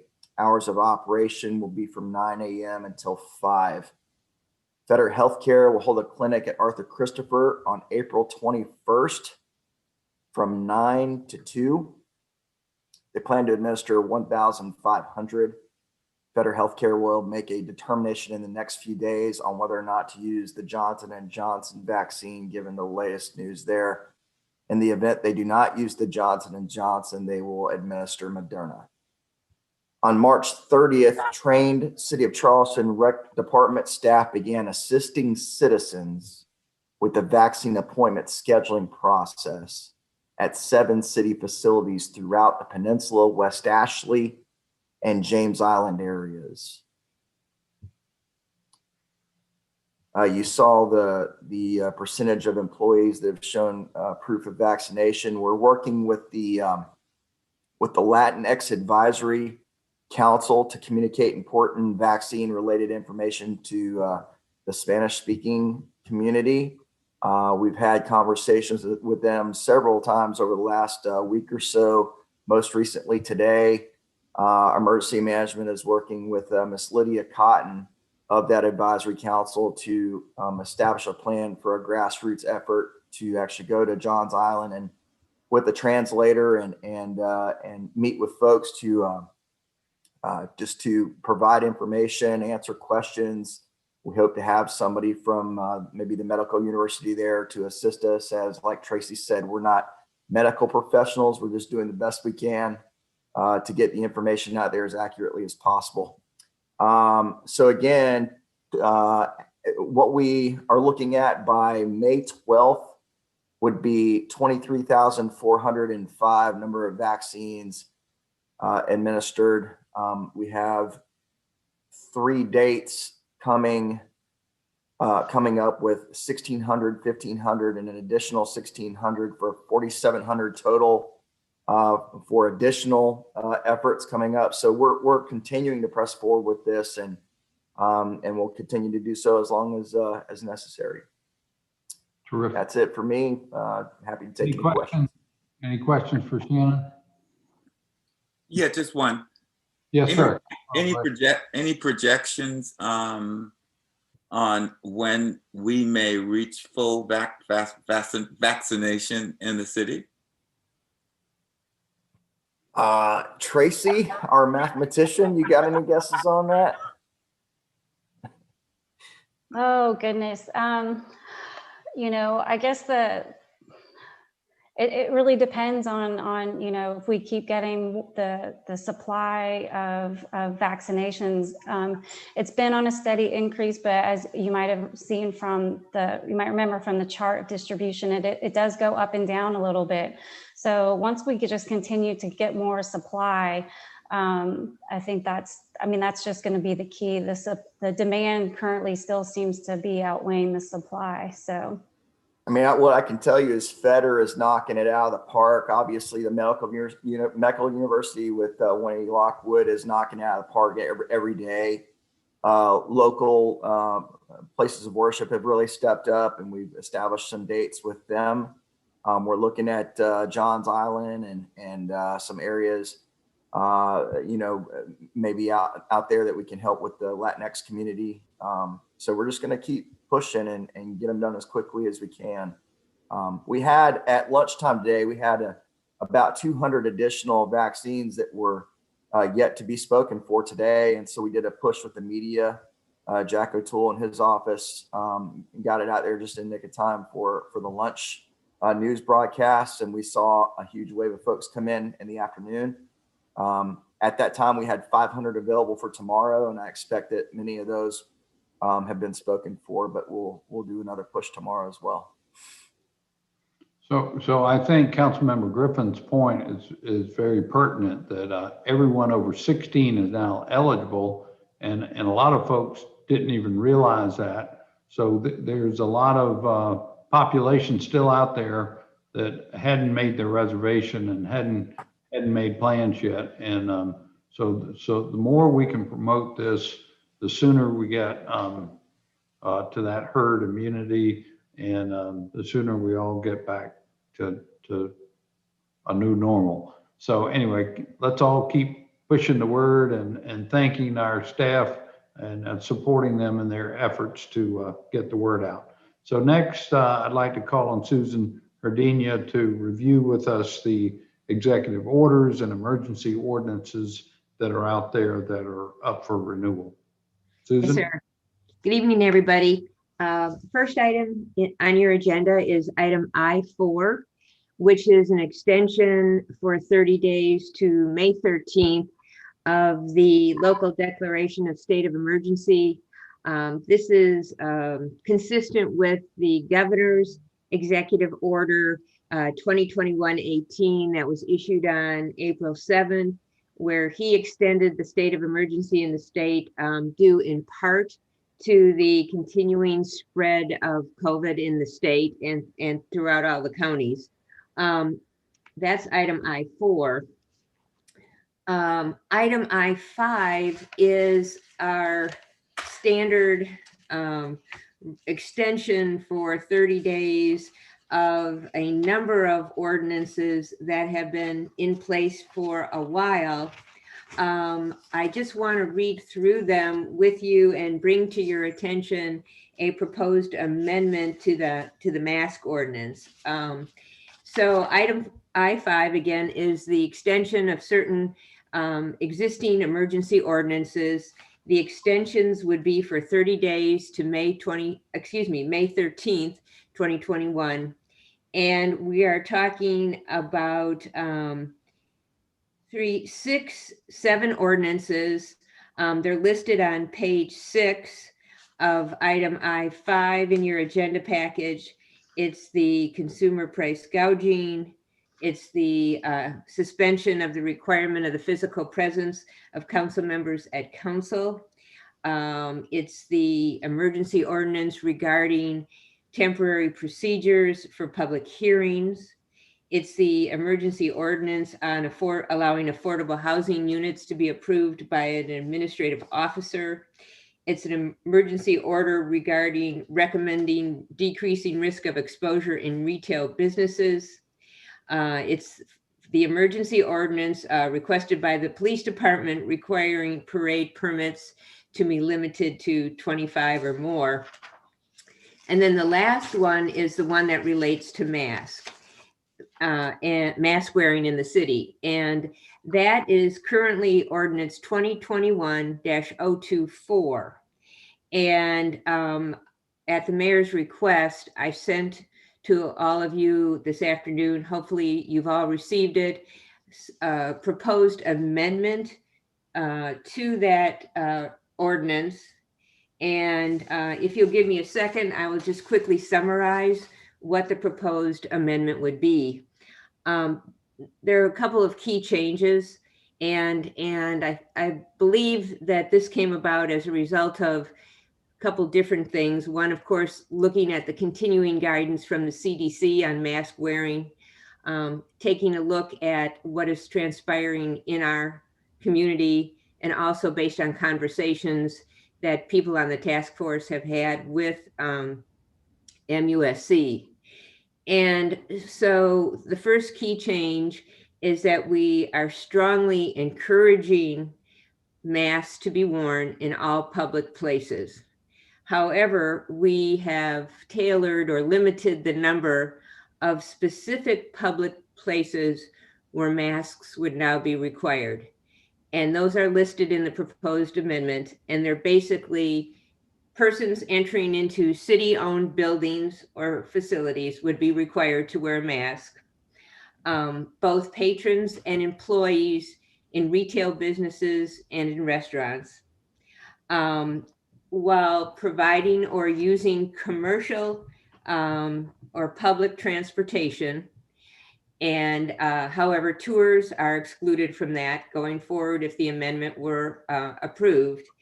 And then participating in a city permitted event. So those would be specific categories where wearing the mask would still be required in public places. The last is to clarify or to basically state that masks would not be required in office environments where 6 feet of social distancing could be maintained. So that's a change too. And therefore, that's a quick summary, and I'm happy to answer any questions that anybody has about any of these ordinance or that particular amendment. Great. Thank you. Thank you, Susan. Councilmember Griffin and then Seekings. Yes, sir. Thank you, Mr. Mayor. Like I asked earlier, anybody in this state that's 16 and older is eligible for the vaccination.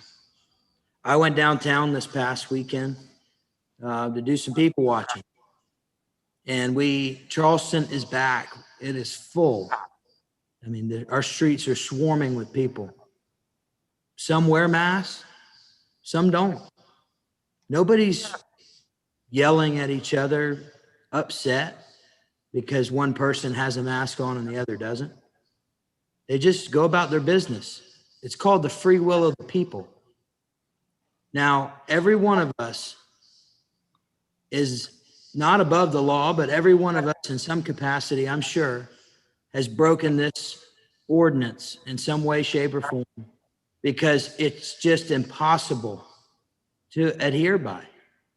You know, I've been accused, Councilmember Shealy, Councilmember Brady, we were out picking up trash in our district and we took a picture without our masks on. We clearly broke the rule. Should we be fined $100 while we were out doing civil service? Mr. Mayor, you were accused of not wearing a mask when you're taking pictures at ribbon cuttings. Should you be fined for that? Absolutely not. It defies logic what we're doing here at this point. And so I would love to support this new amendment with one condition. Let's get rid of the fines. It's time to quit fining our citizens, fining the people that are coming to this city.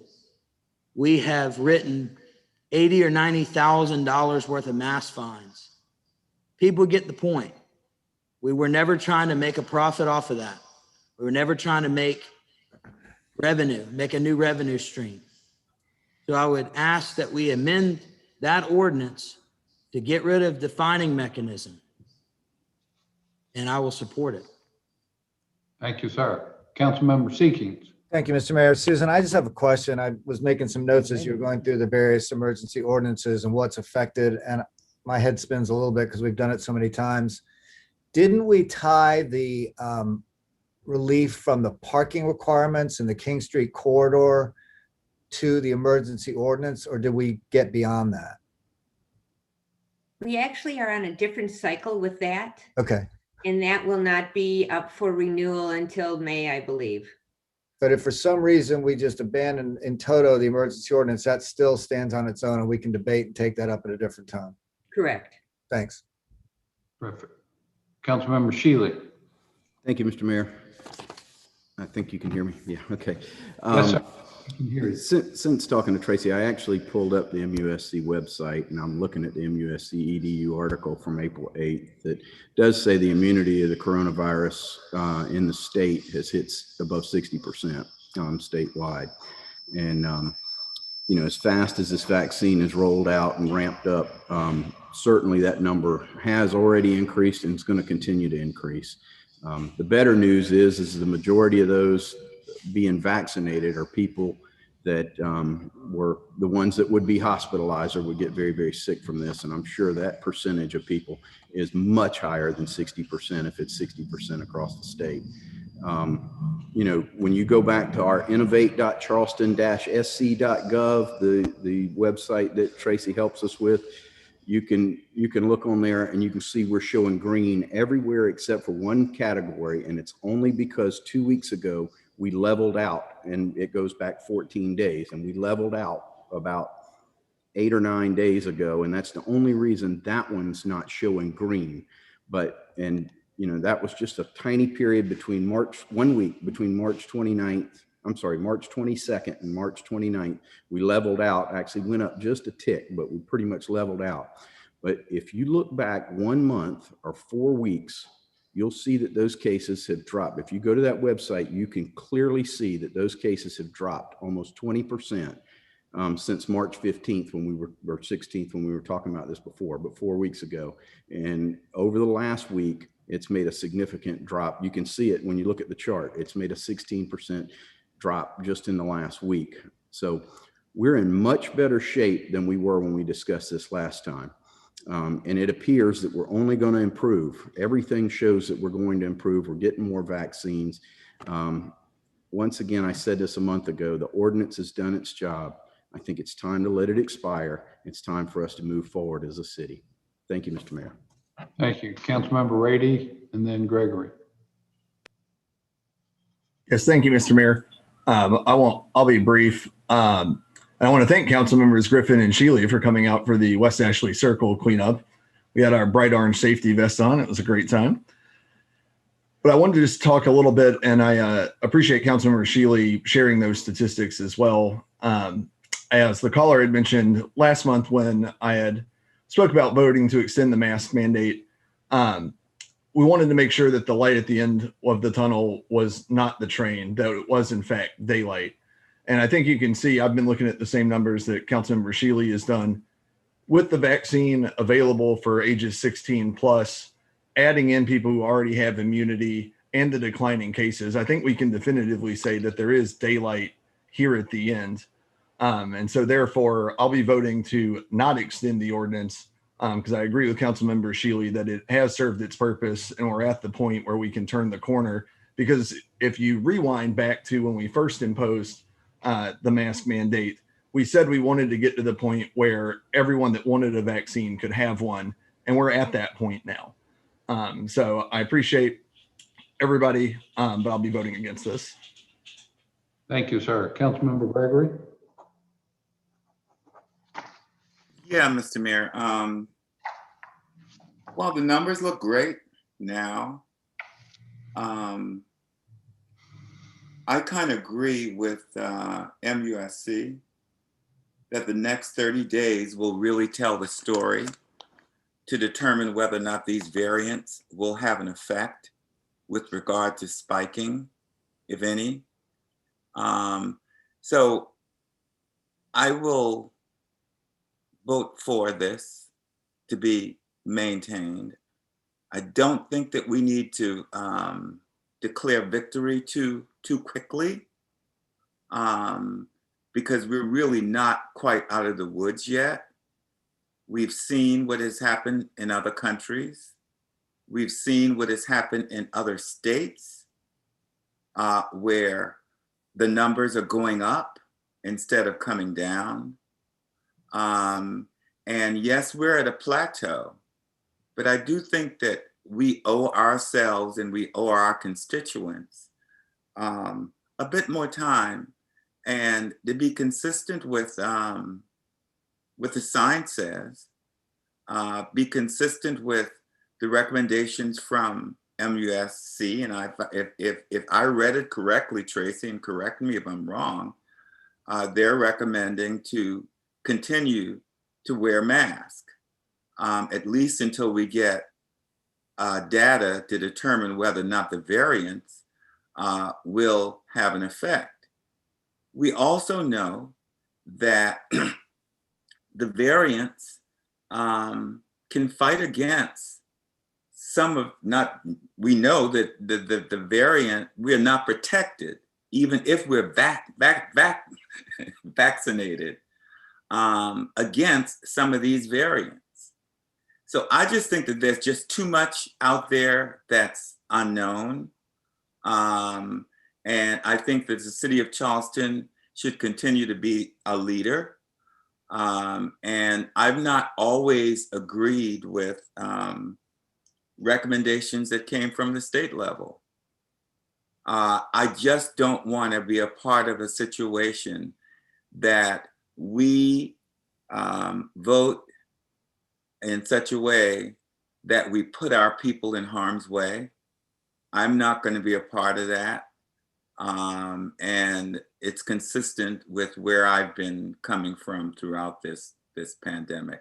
I just think that it's too early for us to just abandon. I agree with everybody. This city looks wide open.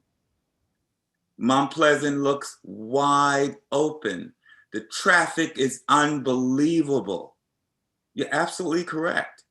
But anytime I'm out there, I'm fearful that people may needlessly be putting themselves in harm's way. So just wanted to make sure that the record reflects that. We don't have enough information on the variants and its effect on folks who are vaccinated, and just the effects in general. So lifting any restrictions at this point, I would not support. Well, thank you, council member. And it is true, if I may make a comment or two myself, that the numbers have leveled out. I'm so proud of our team for helping our community get more vaccinations out. Yes, everyone over 16 is eligible, but a lot of younger folks hadn't gotten the word yet. We're still in a situation where it's a supply is the limiting factor, supply of vaccinations, even though they're better than they were a month ago. There's still many more people to be vaccinated. There is the concern, as Councilmember Gregory noted, about the variants. I was surprised to hear that 40% of all the positive tests in March were, in fact, some of these faster spreading variants.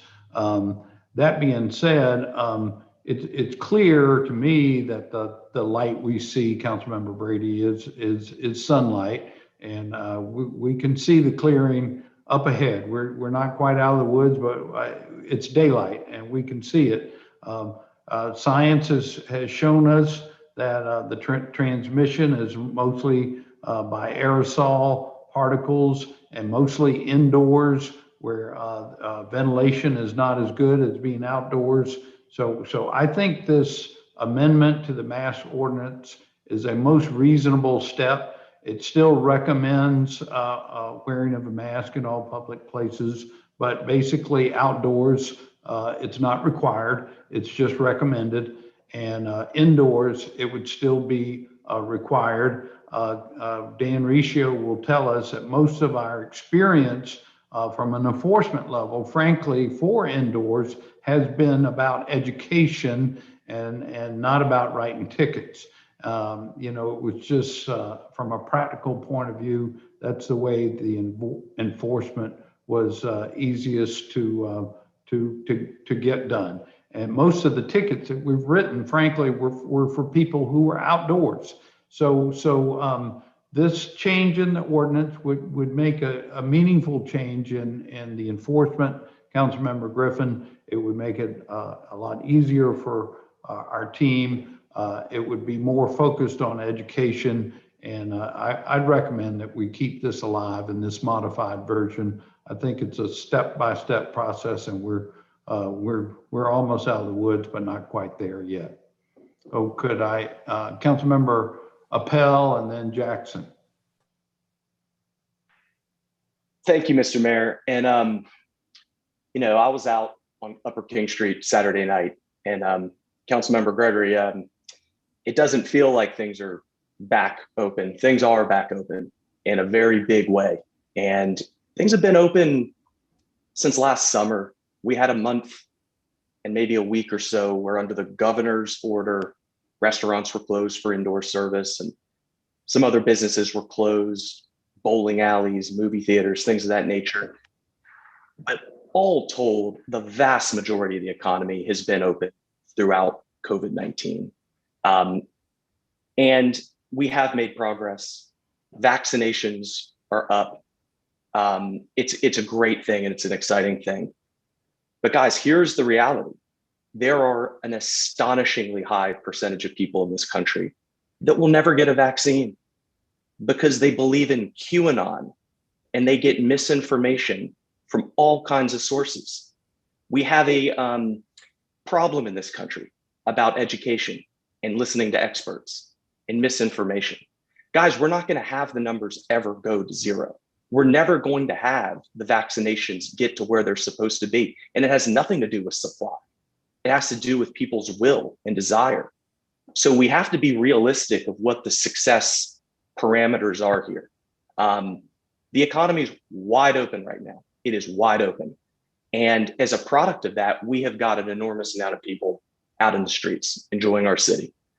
And the thing that's changed my thinking is the impact of our mask ordinance on our frontline livability department code enforcers who've been called Nazis, who've been called the Gestapo, who've been called the worst names in the world by, you know, it's just so sad and pathetic to even think about the way people are over emotionalizing, getting triggered by this stuff, making this some sort of Paul Revere liberty vision quest of some kind.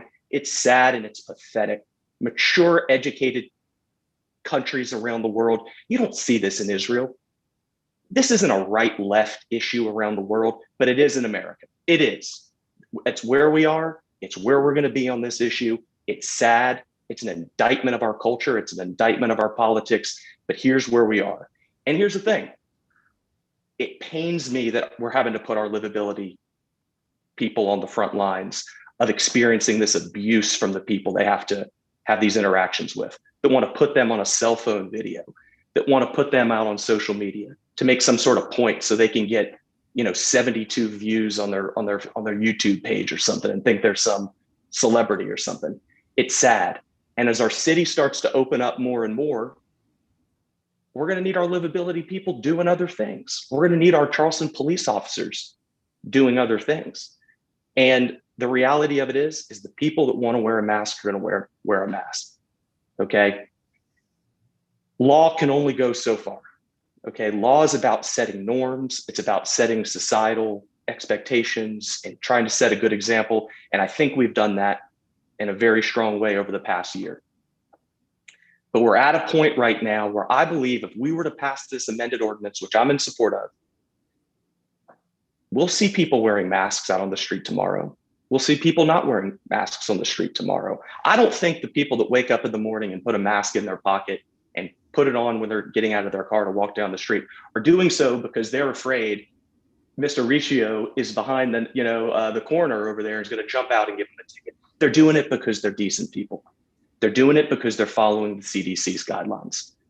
We are where we are in this country on this issue. And I think that by passing this amended ordinance, which I think strikes the right balance, we're taking the brunt off of our frontline livability people. We're taking the brunt off of our Charleston Police Department, which God knows has been through a lot over the past year or so. And I'll add one other point. There was another senseless, horrible shooting in this country, in Minnesota, this week. Why did it happen? Expired tags and air fresheners dangling on their rearview mirror. George Floyd, a fake $20 bill. Michael Gardner, loose cigarettes. We need to be judicious about when we send our livability officers into an interaction with the public. We need to be judicious when we send our Charleston Police Department into an interaction with somebody in the public, because these days things can get crazy and it's unfair for us to put our people in that situation. We need to just be cognizant of that. So I think this is a good idea. It really, the more I started to think about the impact on our frontline staff, the more that this started to become a reality for me. But guys, we have to realize that, while we've made great progress on COVID, the end game here is not 0 cases. The end game is not, we're never going to be New Zealand. All right. We're never going to be able to just stamp this thing out. COVID's going to be with us for a long time. It's here. And it falls upon us as individuals to set good examples, to follow the guidance, to stay on top of the news and the developments. But with an economy that's wide open, it's time for us to begin to get back into the normal swing of things. I mean, I agree. I think we need to be meeting in person as soon as we can. I agree we need to have our permit center opened up. There's a lot of positive benefits that are going to come out of COVID. Using Zoom for all kinds of different meetings, things of that nature. But we can't allow too much of the COVID norm to become ensconced into the way we do business. We have to continue to strike proper balances and reopen and readjust in a reasonable, deliberate way. So I'm in support of the ordinance. I hope we can get to the point where in May, we may be able to take the entire framework out. But this is a good step in the right direction. It's going to drastically minimize the amount of interactions we have to have with the public, and I think we'll be better for it. Thank you. Thanks. Councilmember Jackson. Thank you. I'm happy to associate myself with the council members who are going to support this revised version of the ordinance. I do think it strikes a really good balance. I too have been very concerned about the pressure and the just the impossibility of the enforcement. tasks that or jobs that we've been putting on our livability officers, knowing that even, I mean, the good thing is people are coming back to Charleston, and we need them, and we need their revenue, and we want them to experience our city in the way that we are pleasured to do. But those numbers are impossible to enforce on. So we are going to have to learn how to trust the goodwill of people who are conscientious, looking out for others, living by the golden rule, whatever your faith leads you to call it. I'm not ready to give up on the fact that we just are going to have a bunch of stubborn, self-centered people not wearing a mask. I do feel like as we need to work hard about getting vaccines. I mean, I do feel like we need to work hard to make sure that we are distributing the vaccination opportunities and encouraging them and educating them. And I do think that our own city, along with all the other efforts in the region, has made a huge inroad in educating people who historically have had reasons to fear, Big Brother enforcing things that have not been respectful of people's health and well-being. So I think those are the people that I want us to serve, people who are naturally worried about historical trends that would be continued in this new era of government, needing to take an action like this in the vaccination world. But I do feel like we're making progress, and that we're going to peel off people a few at a time, church by church, civic center by civic center, neighborhood by neighborhood, playground by playground. And I think we need to continue to work hard at that. I hope we get to the day where we have a lot more demand than we do supply. I do worry about the announcement that was made today, but we'll just see how that goes with Johnson & Johnson and get past that. So I'm going to vote for this. I did have a couple of just detailed questions under the Section 5 exceptions list.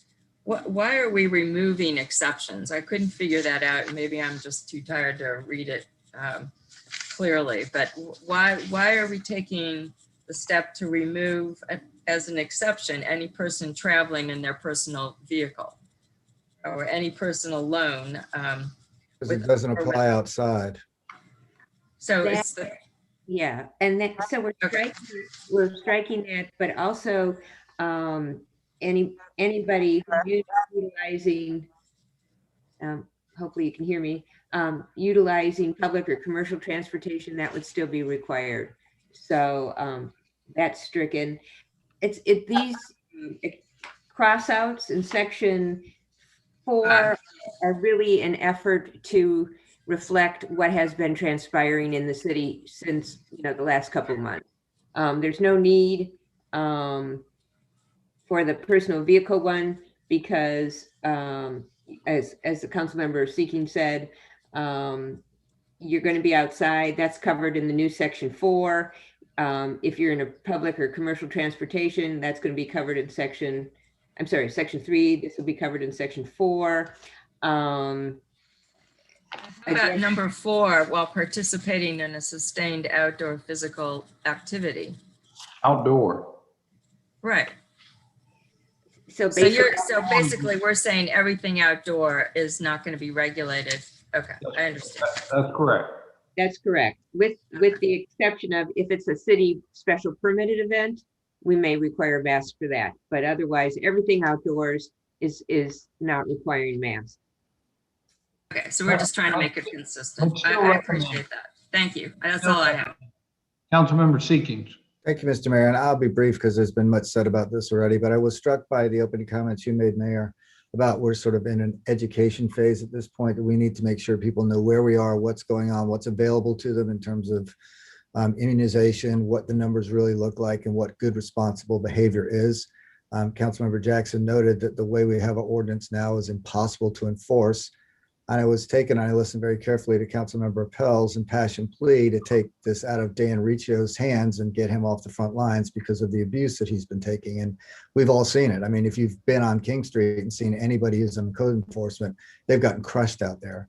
I just don't think the amended ordinance, with all due respect, Councilmember Appel, does that, because it still makes it a violation of our city code, and it's finable to be in certain places without your mask on. So what I would suggest humbly is a compromise on this, Mr. Mayor and fellow council members, that we take the ticket book out of Dan's hands and put some masks in his hands and send him out there and go forward and do some education and let people who are responsible go out there and be responsible. We'll have it on the books that you have to wear in certain places, and let's go out there and educate it. But if we know that it can't be enforced, we know that they've been abused, the current ordinance still requires them to actually really go to even greater lengths to enforce it and give out tickets because they go inside. I just think that we're setting up a logical dichotomy that will never work and is not consistent with reality. So if it pulls away the ticketing part of it and puts masks in Dan's hands, I'm in favor of it. I did make that motion. If not, well, you said it, you didn't make a motion. If it doesn't, then I think we need to rethink this. So those are my 2 cents worth, and I would encourage everyone to think about that before we vote on this tonight. Thank you, Mr. Mayor and fellow council members. Councilmember Saccharin. Thank you, Mayor. I'd like to just second Councilman Seeking's approach on this. I get the idea of getting Dan off the front lines. I just want to say to Dan and everybody in livability, I know it's been a crazy year, and you're just doing your job as civil servants. So I just want to say thank you. I would be completely in favor of this if we can get Dan off the front lines. And if I have to make a motion, I'm happy to. But I do want to just say a couple things before I conclude, which is we have to set a calendar date and work towards that calendar date of getting back into council. Put it on the calendar. Let's focus on it. Let's work toward it. And if things change on the ground, we shift. But we got to get back to working in council. And I will say, we got to get back to city operations in person. And I will say, Councilman Griffin is absolutely correct. I've heard from small business owners and contractors and the difficulty in doing the work that they're doing and the job that they're doing when they can't get a hold of somebody in person is immense. So I will respectfully disagree with Tracy. Our job is to work with people. We're not a tech company. We're not Amazon. Our job is to work directly with our constituents, and that requires face-to-face meetings. We've got to get back to that. So Councilman Griffin, thanks for bringing that up. I know most of the council members are supportive of that.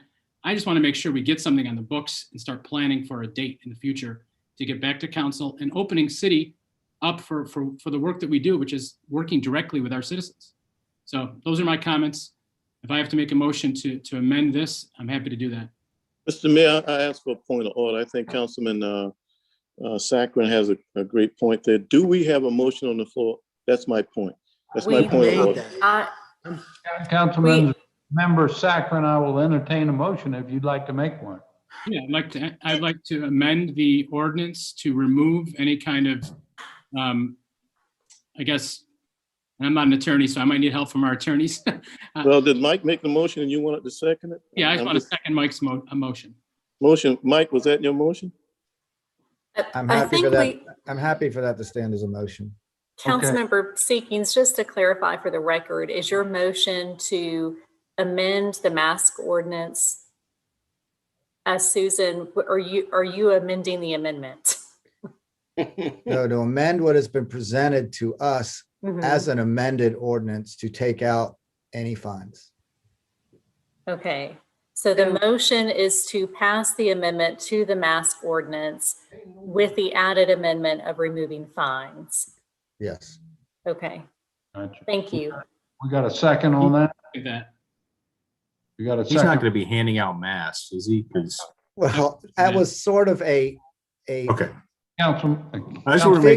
figurative okay point of speech. I was just say when we're out there, we should be please don't educated. do that to Dan. No, sorry. But we got plenty of them, by the way, at Carter. We're happy to give you all a bunch, and you can go put them out there. Yeah. Order. We still got plenty of masks to give out. Okay. And this motion is just applying to the to the one, we'll just take this one mask ordinance and then we'll come back on the emergency, a state of emergency and the other ordinance, since we had all this discussion, if that's okay with everybody. Okay, so any further discussion on the amendment to the mask ordinance? Councilmember. Yes, sir. Thank you, Mr. Mayor. And I'm fine to go along with the amendment to the amendment. I just want to ask Susan to sort of clarify for us. We passed this ordinance without the penalty component in there. What is the impact on institutions, businesses, restaurants that do not comply with this ordinance? Nothing. Zero. There's, if we strike the provision on fines and penalties, it's an ordinance without any teeth, frankly. It's over, correct. So in other words, this is not an ordinance at all. No. Well, we do pass ordinances that don't necessarily have fines and penalties in them. And I mean, that's what this would end up being. So just sort of explain that a little bit more. Wait a minute, I think I saw the floor. So Ms. Susan, how would this act from a practical standpoint if we have this ordinance without the penalty phase in there? Well, there is a provision in the ordinance already that talks about working in the enforcement section. It talks about the city fire and other livability, working with businesses and communities to develop marketing strategies, signage, mask availability. So in effect, what this is an expression of council's view and a direction for livability and other officers to work with the community. But in the event that there would be a violation, there would be no enforcement authority. So I just want to run the scenario around. So there's no penalty provision. Right. So if I'm a business owner or an institution, and I want to require masks being worn inside my restaurant, my business, my house of worship, do I have that option to enforce and require people to wear a mask inside that house of worship, that restaurant, that retail establishment, that hotel, whatever? I believe you do. I mean, you are the owner of the business and you have that authority to conduct your business in a way that is not violating any federal, state, or local law. What you'd be doing is adding additional restrictions that we're not running afoul or be inconsistent with federal, state, or local law.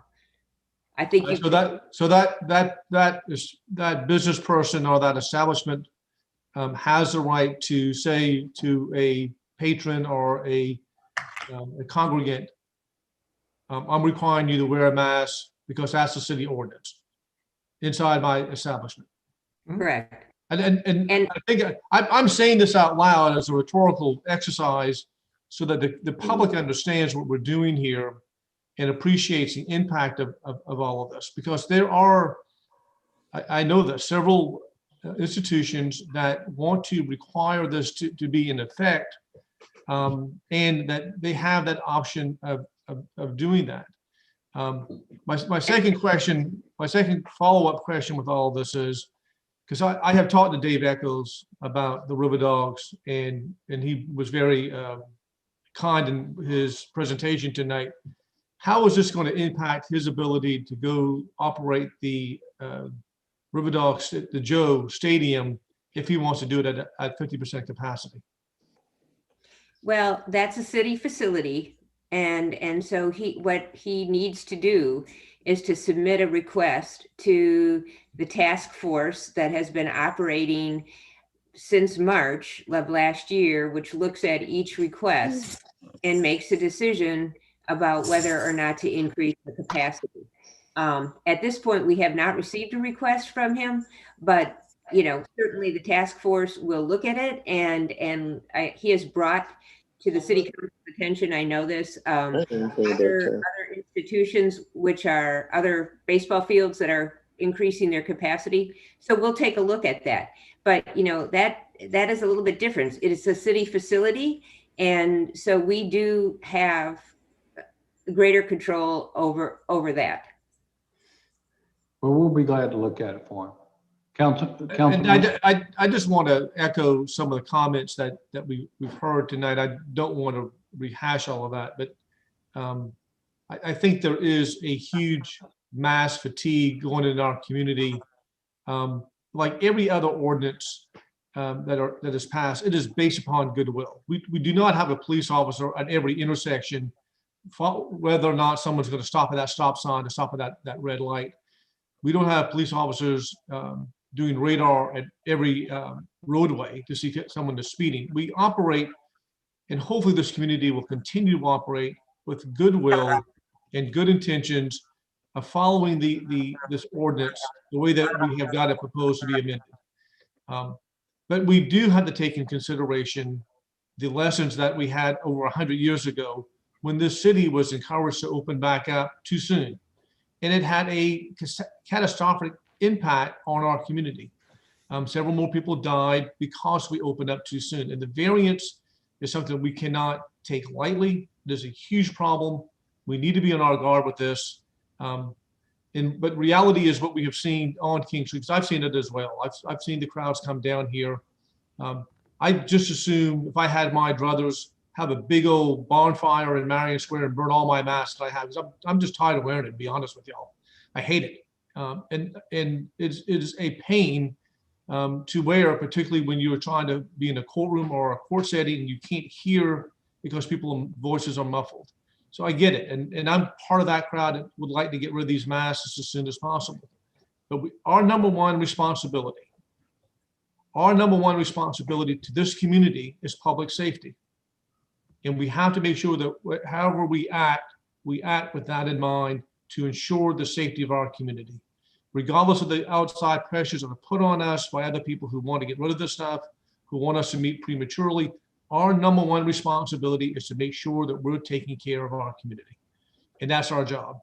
I think this is a pretty good balance in trying to accomplish that. And I hope that by doing this, that the community will see that we're looking for them to be our partners and work with us and act in good faith, just as that we would expect them to stop at a stop sign or not speed down a highway. Thank you all for the opportunity to talk and address y'all. Thank you. Councilmember Del Chapo and then Mitchell. And I just want to express my support for, what are we calling it? The amendment to the amendment. And I think Councilman Shade kind of set up a good segue. And, you know, one of your big motivations to go get vaccinated is because it kind of gives you this sense of, wow, maybe my life can start to get a little bit more to normal. And, you know, I'm guilty of it. I got vaccinated and waited my couple weeks. And, you know, first thing I did Friday night was meet up with some girlfriends, and all of us were like, we got our shots, and we were hugging each other and, you know, super excited to finally hang out together and let our guard down a little bit for the first time in a year. And I think that's people's natural response. And I don't want to demotivate someone from getting vaccinated, because it's kind of like, well, what's the point of getting vaccinated? I still have to do all of these things. And so I think, you know, we can have scientific data around that, but in our hearts and in our heads, we're having a hard time making that connection. So I can sympathize and empathize with that, and guilty of it, just like others. And, you know, I think we can mandate it in our city buildings, and businesses can take it upon themselves. You know, Target, for example, in Mount Pleasant, I was just there yesterday. Mount Pleasant doesn't have a mask ordinance, but if you go into Target, they require face coverings. So those businesses can still do that. And so I think this is the right move to make. And certainly we can reassess.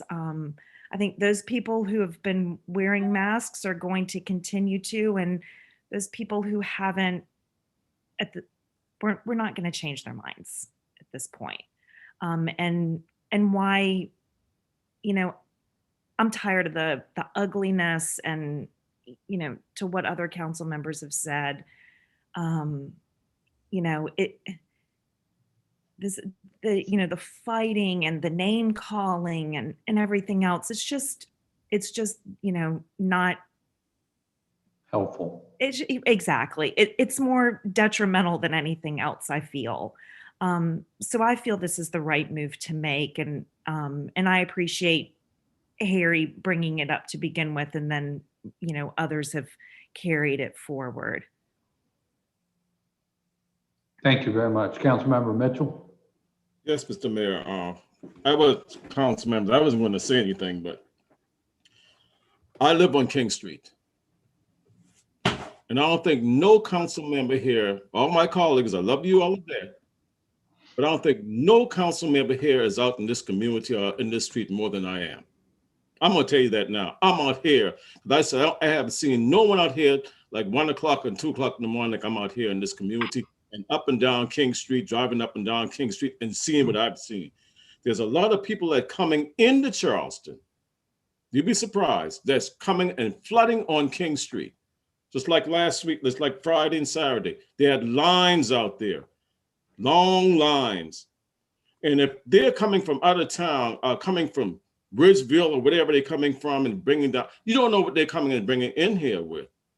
And I'm looking at my grands and kids because they're here too. But I've seen things that's going on in this city. And when we started with this mask ordinance in the beginning, I was looking not until May before something else is going to be, before taking these masks, the ordinance away. I had all in my mind that we'll do something in May. Even like one of the council member alluded to, the synagogue and the churches. Our bishop tell us we cannot even go into a building until September. We can't even go in a building, none of the buildings in the state of South Carolina until September. Why? Safetyness of others who might feel that they know everything and don't know any better.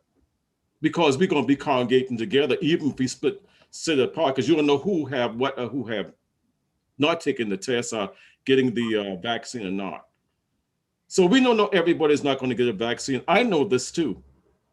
But everyone in my district, and I got a very diverse district, they was telling me, Councilman Mitchell voted to keep the mask until May. That's what they told me. So I'm going along with that. They said, keep the mask ordinance until May. And let's see what happened in May. That's what we talked about when we first started, to have this, we'll look back at it in May to take things out in May. You know. How long, Mr. Mayor, how long have we had this mask ordinance in place? Could you tell us an idea of how long? How long we had it in place already? Yes. Susan, it's approximately. Probably 9-10 months now. I believe it was around March 16th, maybe. Okay. Now, when did the first vaccine came out? When they started with the vaccine? Approximately when they started with the vaccine. It's 4 months ago. 4 months ago, they started with the vaccine. So these are the kind of things I was looking at in a nutshell. We started with the vaccine 4 months ago. This was started last year. This pandemic started. And they tell you can't wait a couple of months just to see what's going to happen. Come on, people. You know, what are we thinking sometime? We are looking at Dan, and Dan is still on the line. I know Dan is still on the line, but I saw him on the line. I'm here. Okay, what you think about this, Dan, when they said that, I know we get names calling, I know what's happening, I see you all out there, I know what's happened to the police department with the name calling, but I take name calling too. If you come in my district, I don't think none of you all would represent my district with the name callings. But what you're saying, Dan, it's a job to do. There's a job to do. You're looking out for others who are not looking out for themselves sometimes. Are you your brother's keeper? Yes, we are. In a lot of instances. So I asked Dan, I know you get beat up a lot. What you think about that, Dan? Well, with all due respect, I think that at this point, grown adults need to make their own decisions. They need to recognize if they have become vaccinated. We don't know this. We don't know the interactions of every individual that we come in contact with. Yes, we have received a tremendous amount of argumentative name calling, abuse. Yes. And I want to thank each and every Councilmember Appel, all of the above that have supported us. But at this point, Councilman Mitchell, I love you, but I've got to respectfully say at this point, we need to move forward. We need to put the onus on each individual to make their own decision, is whether they feel safe or not. If they do, they do. If they don't, they don't. The ones that don't feel safe will not enter an establishment or walk the streets without a mask on. The ones that feel more confident will not wear a mask. So I think at this point, I agree with lesser restrictions, but I will tell you that it's up to each individual to make that decision on their own. And I'm at this point confident that with all our progress that we have gone through in enforcing, there's a point in time we have to say, okay, people have to make their own decision based on their own interactions, their own personal interactions, their own, I've been vaccinated, I feel confident, I still wear a mask. I will not go in public without a mask because I feel I need to, but others don't. So at this point, I will respect your decision with this ordinance, but at this point, I feel confident with council's decision in moving forward and voting on the way they want to vote. All right, thank you, Dan. I just wanted to get your input on that. Mr. Mayor, Yes, I don't sir. know where I'm going to go yet, but I'm satisfied. Yes, sir. Can we call the question? Is anybody else really highly motivated to say anything else? Okay, on the floor is the amended amendment. It will allow, it will still recommend mask wearing out of doors, will not require it, will require masks to be worn indoors essentially, but no monetary fines will be imposed. Mr. Mayor, can I just ask a procedural? I mean, if we vote this amended amendment up or down, then would we come back and vote on the let's say we vote it down, would we come back and vote on the amended ordinance that's been in front of us? Well, somebody could make a motion, but right now what's on the floor is the amended amendment. Mr. Mayor, can we do a roll call vote? Sure. Roll call vote, please. Yeah. All in favor? No, I won't say that. Roll call vote. Please call it out, Madam Clerk. Councilwoman Del Chapo, So again, just if you are in favor of the amended amendment. Correct. Aye. Councilmember Shealy, Aye. Councilmember Saccharin, Yes. Councilmember Mitchell, I don't have to say nay. Councilmember Brady, Nay. Councilmember Gregory. You're on, Councilmember Gregory. I don't see him. Get to the. He may have dropped off. We'll come back to him. Councilmember Waring, Aye. Councilmember Seekings, Aye. Councilmember Shade, Aye. Councilmember Griffin, Aye. Councilmember Appel, Yes, wear a mask, get shot. Councilwoman vaccine. Jackson, Councilwoman Jackson. Yeah, I'm sorry, you were on mute. Councilwoman Jackson, Yes. I'm, Councilmember Gregory. yes, I'm back. I don't know what happened. I guess we're in a voting phase. Yes, sir. Yes, sir. I definitely had a salient point that I just wanted to make for the record. Do we do that after the vote? I'm on my phone now because I couldn't. How would you like to vote? Well, I'm going to vote against it, but I'd also like the record to reflect what I was about to say during discussion. Okay, we'll come right back to you. I appreciate it. Thank you. Mayor Tecklenburg. Yes. The motion carries. All right, Councilmember Gregory.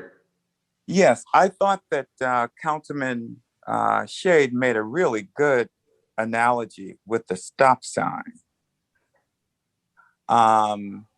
Because the way I look at it is if people decide that they're not going to adhere to the stop sign, if they get caught, they get a ticket. But we don't remove the stop sign. If people can ignore the stop sign and just keep driving through, there's going to be an accident and someone may die. And I think that analogy, guys, okay, is consistent with what we're doing right now in terms of weakening the mask ordinance substantially. And I also feel that it sounds as though we're setting a precedent that if enough people decide that they're not going to obey the law, then we get rid of the law. So I think that we're setting a precedent here, and we have to be very, very careful.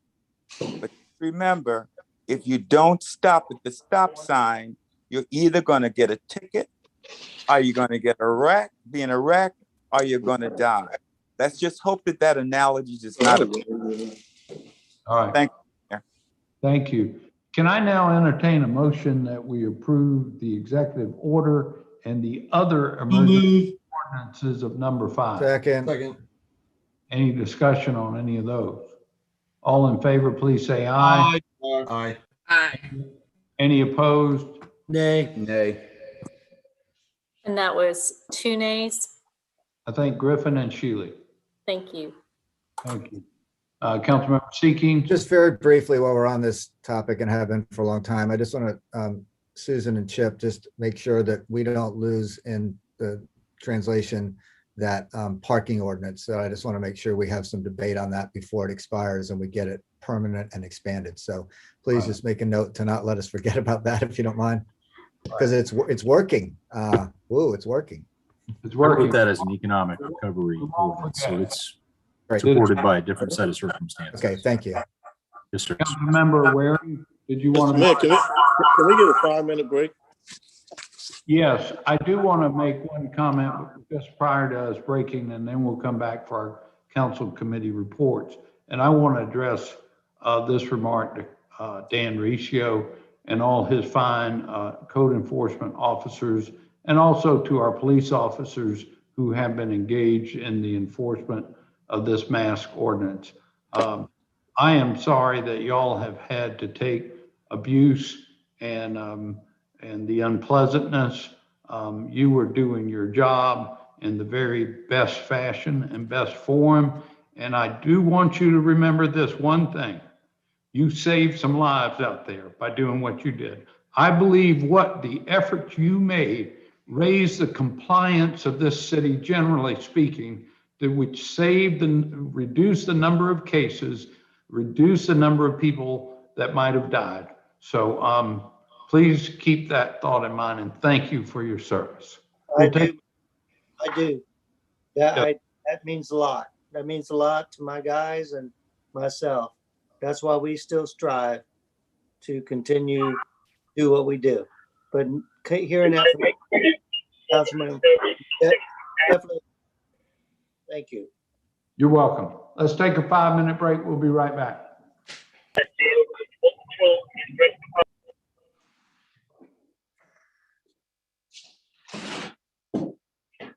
Apple, man.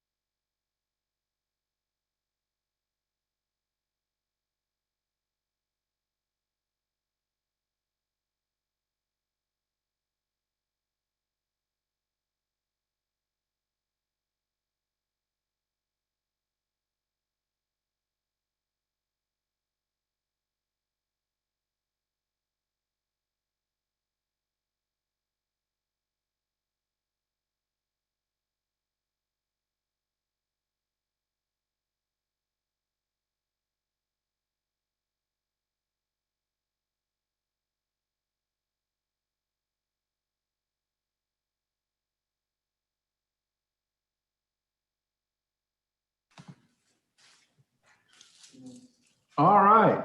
Mr. Mayor, Yes, sir. the benefit of coming to City Hall is that Rick Drew has all of the best snacks. Well, Peanuts, apples. And you're not inadvertently cut off either. No. well, I don't know about that, but you've discovered my secret. We all got cut off. Might be one of the reasons I put on a few COVID pounds over the last year. Yeah, Rick, All right. where are we? How we doing, Madam Clerk? I think we've got a quorum. All right. So if I could reconvene us and we'll move along with our council committee reports. First one up is our Committee on Community Development, Councilmember Mitchell.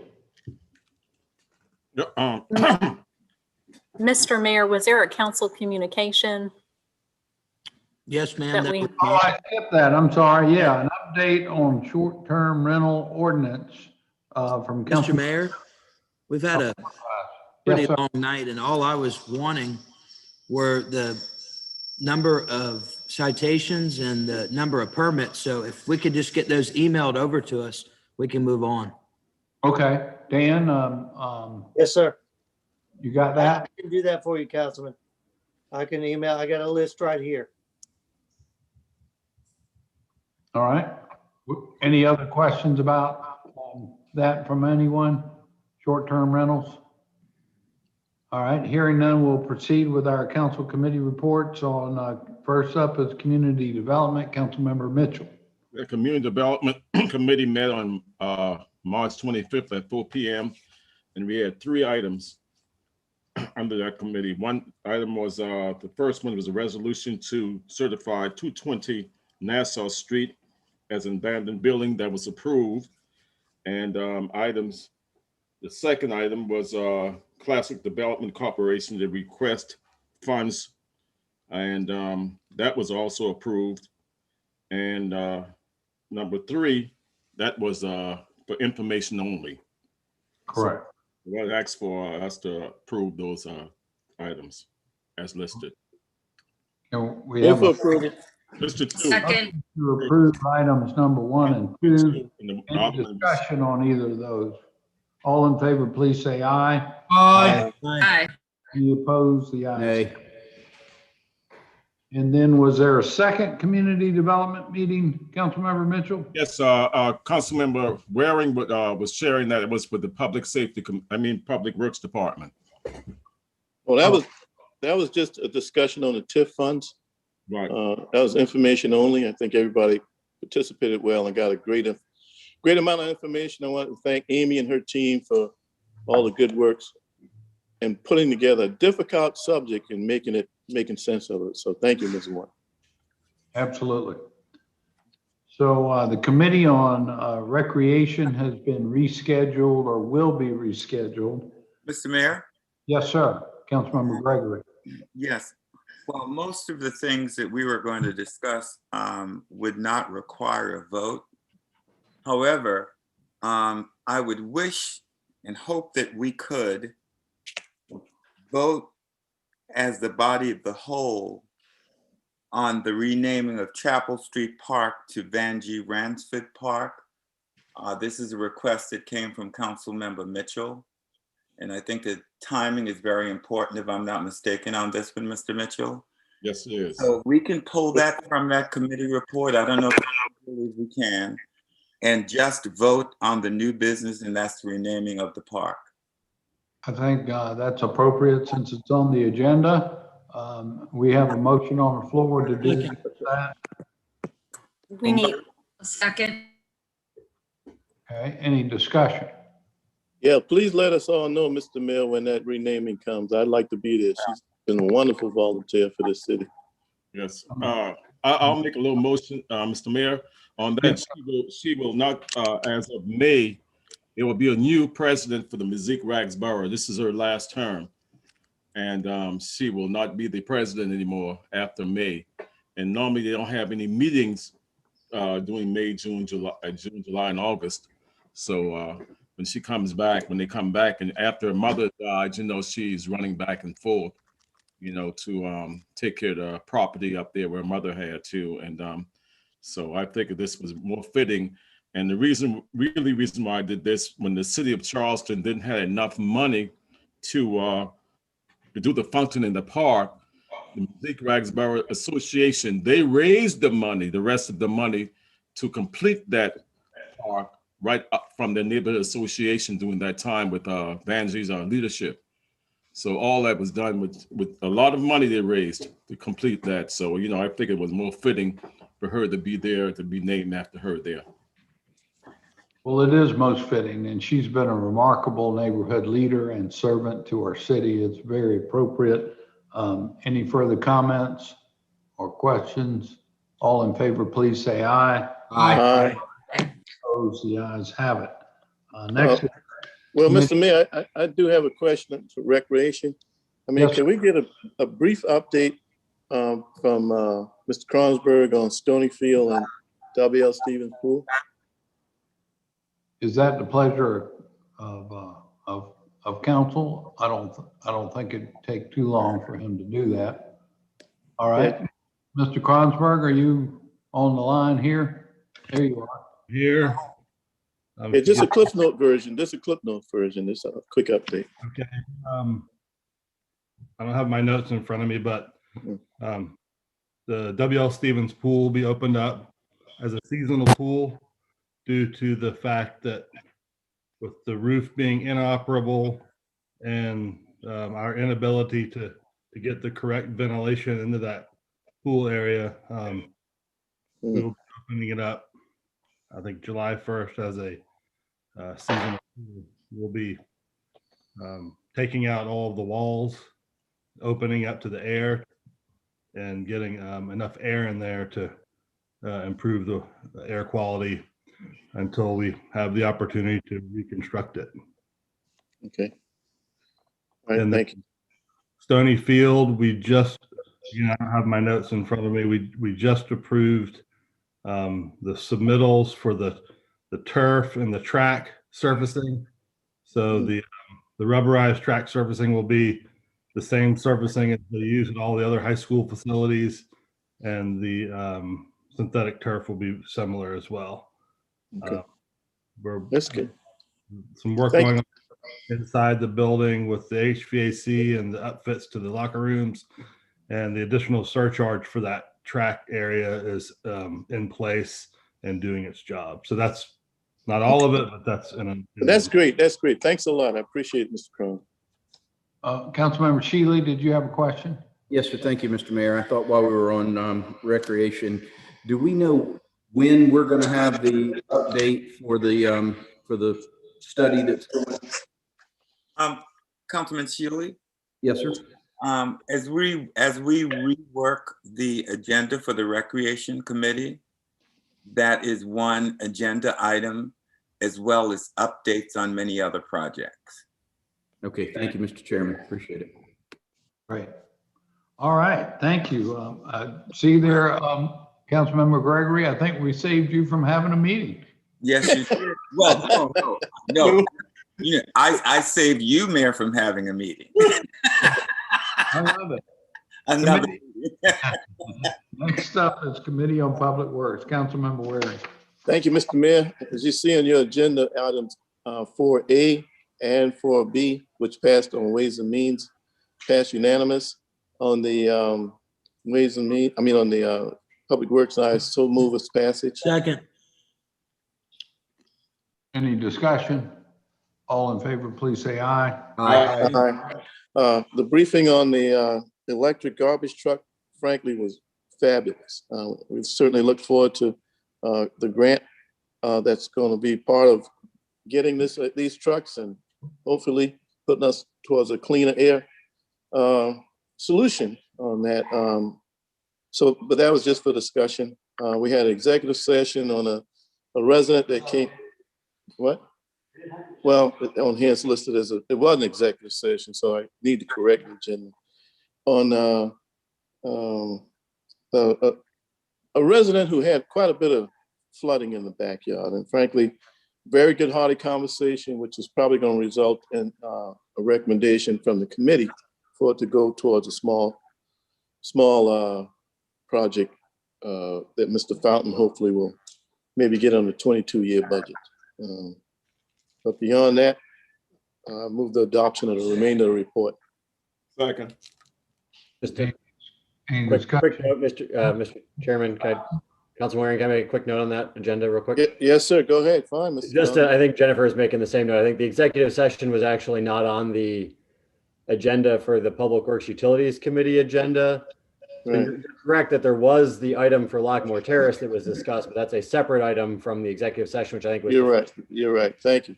Thank you. You're right. We did not have an executive session. Correct. As far as me, that's the extent of this report. All in favor to receive, please say aye. Aye. Aye. All right. Thank you. Thank you, Mr. Mayor. Thank you. Next is our Committee on Traffic and Transportation, Councilmember Stevens. Thank you, Mr. Mayor and fellow council members. The Committee on Traffic and Transportation met today at 2:00, and thanks to committee member Brady, who was in his car driving home, we got real and live updates on the traffic situation in West Ashley. I believe there was some traffic jams. I believe there was a little bit of an accident along the way. So it was very exciting traffic and transportation in real time and real life. So thank you for that, Councilmember Brady. Thanks to Mr. Consberg, we got a very detailed update on what's happening with the build grant for the West Ashley Bridge. Suffice it to say, if you have any specific questions, please get with Mr. Consberg, but don't take too much time of his time because it's very busy time for that project. They are going through many administrative levels of making sure that we are in a position to get the RFQ and the RFP out for our design build team. That's the next big benchmark. We will see some preliminary, perhaps 15% finished drawings of what the movable part of that bridge will look like sometime maybe in the next 30 to 60 days, and we'll share that with council. But I think the committee was satisfied based on Mr. Kronsberg, Mr. Most, and their report that we are moving very much forward and are on schedule for that very important project. We have had a signal maintenance agreement and projects update from the other very eloquent Mitchell at the city. He gave us about as complete a report as you can get. And I can just tell you that there is a ton of signal maintenance going on in the city. If you want to know specifically anything in your particular district, we will get you a list. I wouldn't even pretend to try to list them all. Plus you would all not want to sit here and listen to it again for about 30 minutes. But that is, I think, one of the things, the takeaway from Mr. Benjamin and Mr. Mitchell is they are super busy out there, really working as hard as they can. And anything we can do to support them and get some technological updates to our system will really lessen their workload. So that was essentially what happened. We got some just general director's updates from Mr. Benjamin. I don't think I'm missing anything too specific. So nothing to vote on. That's my report. Nothing to be adopted. Thank you, sir. And Mr. Mayor, Mr. Mayor, I'm sorry to interrupt, but just to remind everybody, if you can keep your microphone on mute while others are talking, we're starting to get some feedback. Thank you. Thank you. Councilmember Jackson. Yes, may I tag on to your report, Chairman Seekings. I think, unfortunately, it was a very sobering part of Mr. Benjamin's report that literally as we were in our committee meeting that started at 2:00 today, we got the news both from the CPD and from Charleston Moves, who follows a lot of what's happening on the bike ped front. And our region lost another pedestrian, another biker who was walking his bicycle across the North Bridge. So from what everyone says, that's the 4th person killed on that bridge since 2015. And Mr. Benjamin went on to tell us that there is now at least a cooperative work plan going forward between North Charleston and the city and the county to pool their resources to have a concept created for how to best improve that bridge. I hope and pray that we can get to it as soon as that concept is out there. DOT, I see DOT definitely needs to be part of that responsibility. It's a terrible situation. And we're keeping two communities that should be having the synergy that a bridge creates between two increasingly vital parts of our cities, Rivers Avenue and Sam Rittenberg. Why wouldn't we want to have something major improved there? So I really, it's a sad thing that we have to use, a tragedy to motivate us, but I really hope we can. Thank you. Councilmember Shade? Yes, sir, Mr. Mayor. This is right in my district, and I've been in regular communication with Katie Zimmerman and the coalition that she's created, and working towards getting this bridge replacement or the addition of a bike pedestrian path over. And the county has allocated some monies for study as to some alternatives to implement over this area. Northbridge has become a very popular place. If you ride over there, particularly after hours or in the spring and summertime, there's a huge congregation of folks who are using the pier and dock that's out there. But losing just one person is tragic enough. And unfortunately, the bridge is the only means of access for people who are not using this for recreation. This is their ability to come to go to a grocery store, to go shop, or to get to work. And it is, the alternatives over there are very limited. The county had worked with, and I think Councilmember Wasicki has mentioned this earlier, a process for a bus to stop at a certain location. You can load your bicycle on it to get you over the bridge. But unfortunately, that's not on a every hour process. So there's a lot of work to be done over here. And I appreciate the concerns that my colleagues have with this. And I'm going to need y'all support sometime down the future as we work towards coming up with some hard solutions to this. This is all the work that we've done with the Ashley crossing. We're going to have to double our efforts to accomplish the same goal with what we're doing over here on Northbridge. So thanks for y'all's input. Thanks for y'all's concern. And then I'll be looking for y'all for other ideas and help and support. Absolutely. So next up is our Committee on Ways and Means. Councilmember Gregory. Yes, Mayor. I move for approval as corrected and or amended. Second. Any discussion? All in favor, please say aye. Aye. Aye. Any opposed? The ayes have it. Next is our mountains Mayor, up. Second Mayor, reading. I just was confirming, and I think Councilmember Gregory's comment covered this, but that there was a matter we were deferring having to do with the HPH properties and the development agreement. Correct. That Okay. was the first item from the Real Estate Committee is deferred. Yes, sir. Thank you. All right. So next up is bills up for second reading. We have 1 through 12. I want to put on the record that I recuse myself from number 12. Move for approval 1 through 12. Second. All right. Any discussion on any of those? All in favor of 1 through 12 for second reading, please say aye. Aye. Any opposed? The ayes have it. Now for third reading and ratification.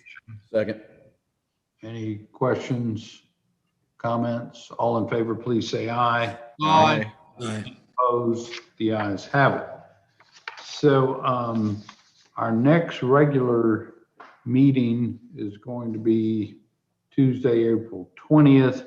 Oh, no, that's a special meeting, Tuesday, April 20th, on our municipal elections and redistricting. And then the next regular meeting will be April 27th. There is an agenda item here for an update, a legal advice or update on the Charleston School of Law. I also am recused from that. So if I may call upon you, Mayor Pro Tem, at the end of y'all's executive session to please adjourn the meeting. Is there any other business to come before us other than the executive session? Councilmember. Thank you, Mr. Mayor. I have a question. I know the ordinances have passed, but could Ms. Herdina address the piece about when we will be meeting in person again? How does that ordinance address that? Well, at this point in time, the emergency ordinance extending or, excuse me, suspending the rules for in-person meeting has now been continued to May 14th, I think it is. Let me double check that.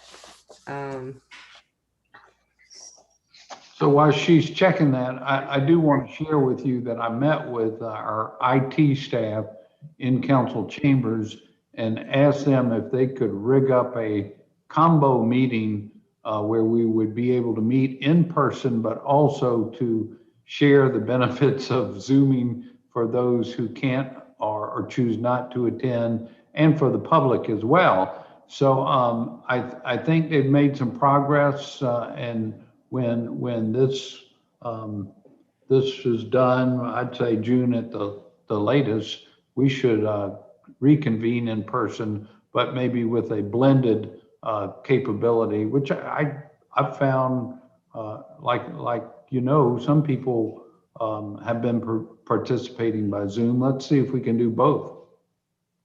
I agree with that, Mr. Mayor, but we didn't get to discuss that because I guess the way we kind of closed out those sessions, but I like to put, a month ago, we spoke in terms of the second meeting in April.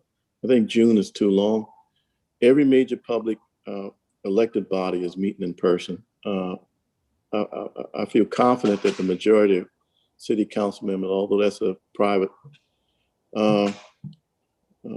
issue, have taken their vaccine shots. It's only 13 of us. I know we have staff, but we can meet in person. I mean, I have some people saying that we hide now.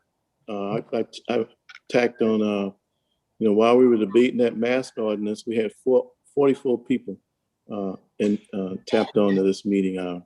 We're getting to the point where, frankly, some of us don't even want to ride downtown, kind of getting lazy. We can do business in person. We're going to have some positive takeaways from this Zoom aspects, because obviously committee meetings certainly, I think, should be considered going forward. But city council meeting and Ways and Means, we need to get back. So I was going to put a motion on the floor to be considered at the next meeting that our, not to be voted on tonight, two things. We meet in person and on the 27th. I think we ought to do it before June. And then second thing, we put a motion on the floor to have police officers, as we used to have, at the entrances at City Hall. I think in the light of the world we're in today, we need professional trained officers. Actually, it's more for your and staff protection. We come down here doing normal sections once or twice a week, but we're just operating in a different world today. And I think we need proper professionalism at those ingresses and egresses of City Hall. So not to be discussed tonight, but I did want that on a motion. We can vote it up or down at the next meeting, Mr. Mayor. Those two items. Councilmember Shade? Yes, sir. And sort of to respond to Councilmember Waring's comments, we are planning on having a public safety meeting to address some of the concerns that he just raised. And Councilmember Waring, I would ask to let us go forward with that meeting. We'll try to get scheduled sometime, hopefully next week or the week after, to get a okay. I'll defer to your committee. Thank you, yeah, Mr. Councilman.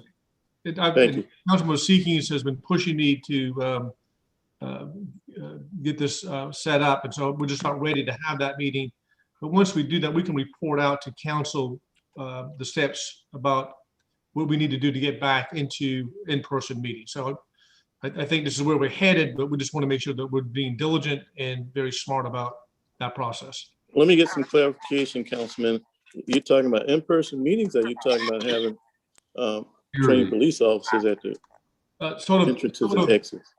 Mainly is the security part of it. Okay, the security part. Okay, yeah. Let me defer that. Okay. Yeah. Happily await the results of your committee. All right, Susan, All right, chime in, I think. But just to respond to the question, based on what was done tonight, the suspension of the physical presence requirements would be until May 13th, but council always has the opportunity to revisit that and modify that if it wants prior to that time. Okay, thank you. That gives us 2 more weeks to think about it. That's why I'd like to have it on the agenda. Nothing urgent tonight. Okay. Mr. Mayor, just to address Councilman Waring, we've actually, as a staff, have met with the police department about that security issue. And they're actually addressing the very same issues that you raised, and they're going to be reporting to. Okay, thank you. All right. So, anything else to come before going into executive session? McQueenie would like to be recognized. And Mayor, I just wanted to mention this in-person meeting. It's whatever you guys want to do. When I did the research early on this, and I drafted the provision for the different bodies that meet, I intentionally made it so that bodies couldn't meet without other people present, because, you know, it sort of, to me, if you're going to have a non-physical presence meeting, there should be no physical presence. You shouldn't have, and this is just something to think about, you shouldn't have 13 people in a room that are supposed to have an open meeting with the rest of the people watching. It sort of increases the sensitivity. And that wasn't, nobody directed me to do that. I just did the research on what other people was doing, other people were doing. But you know, that's a big reason I sort of put that in there is to ensure that there wasn't, you know, it's not just verbal communication and such, but it's also just the idea of, like, a board of zoning appeals, for instance, meeting together without any members of the public present or a clerk present or anything like that it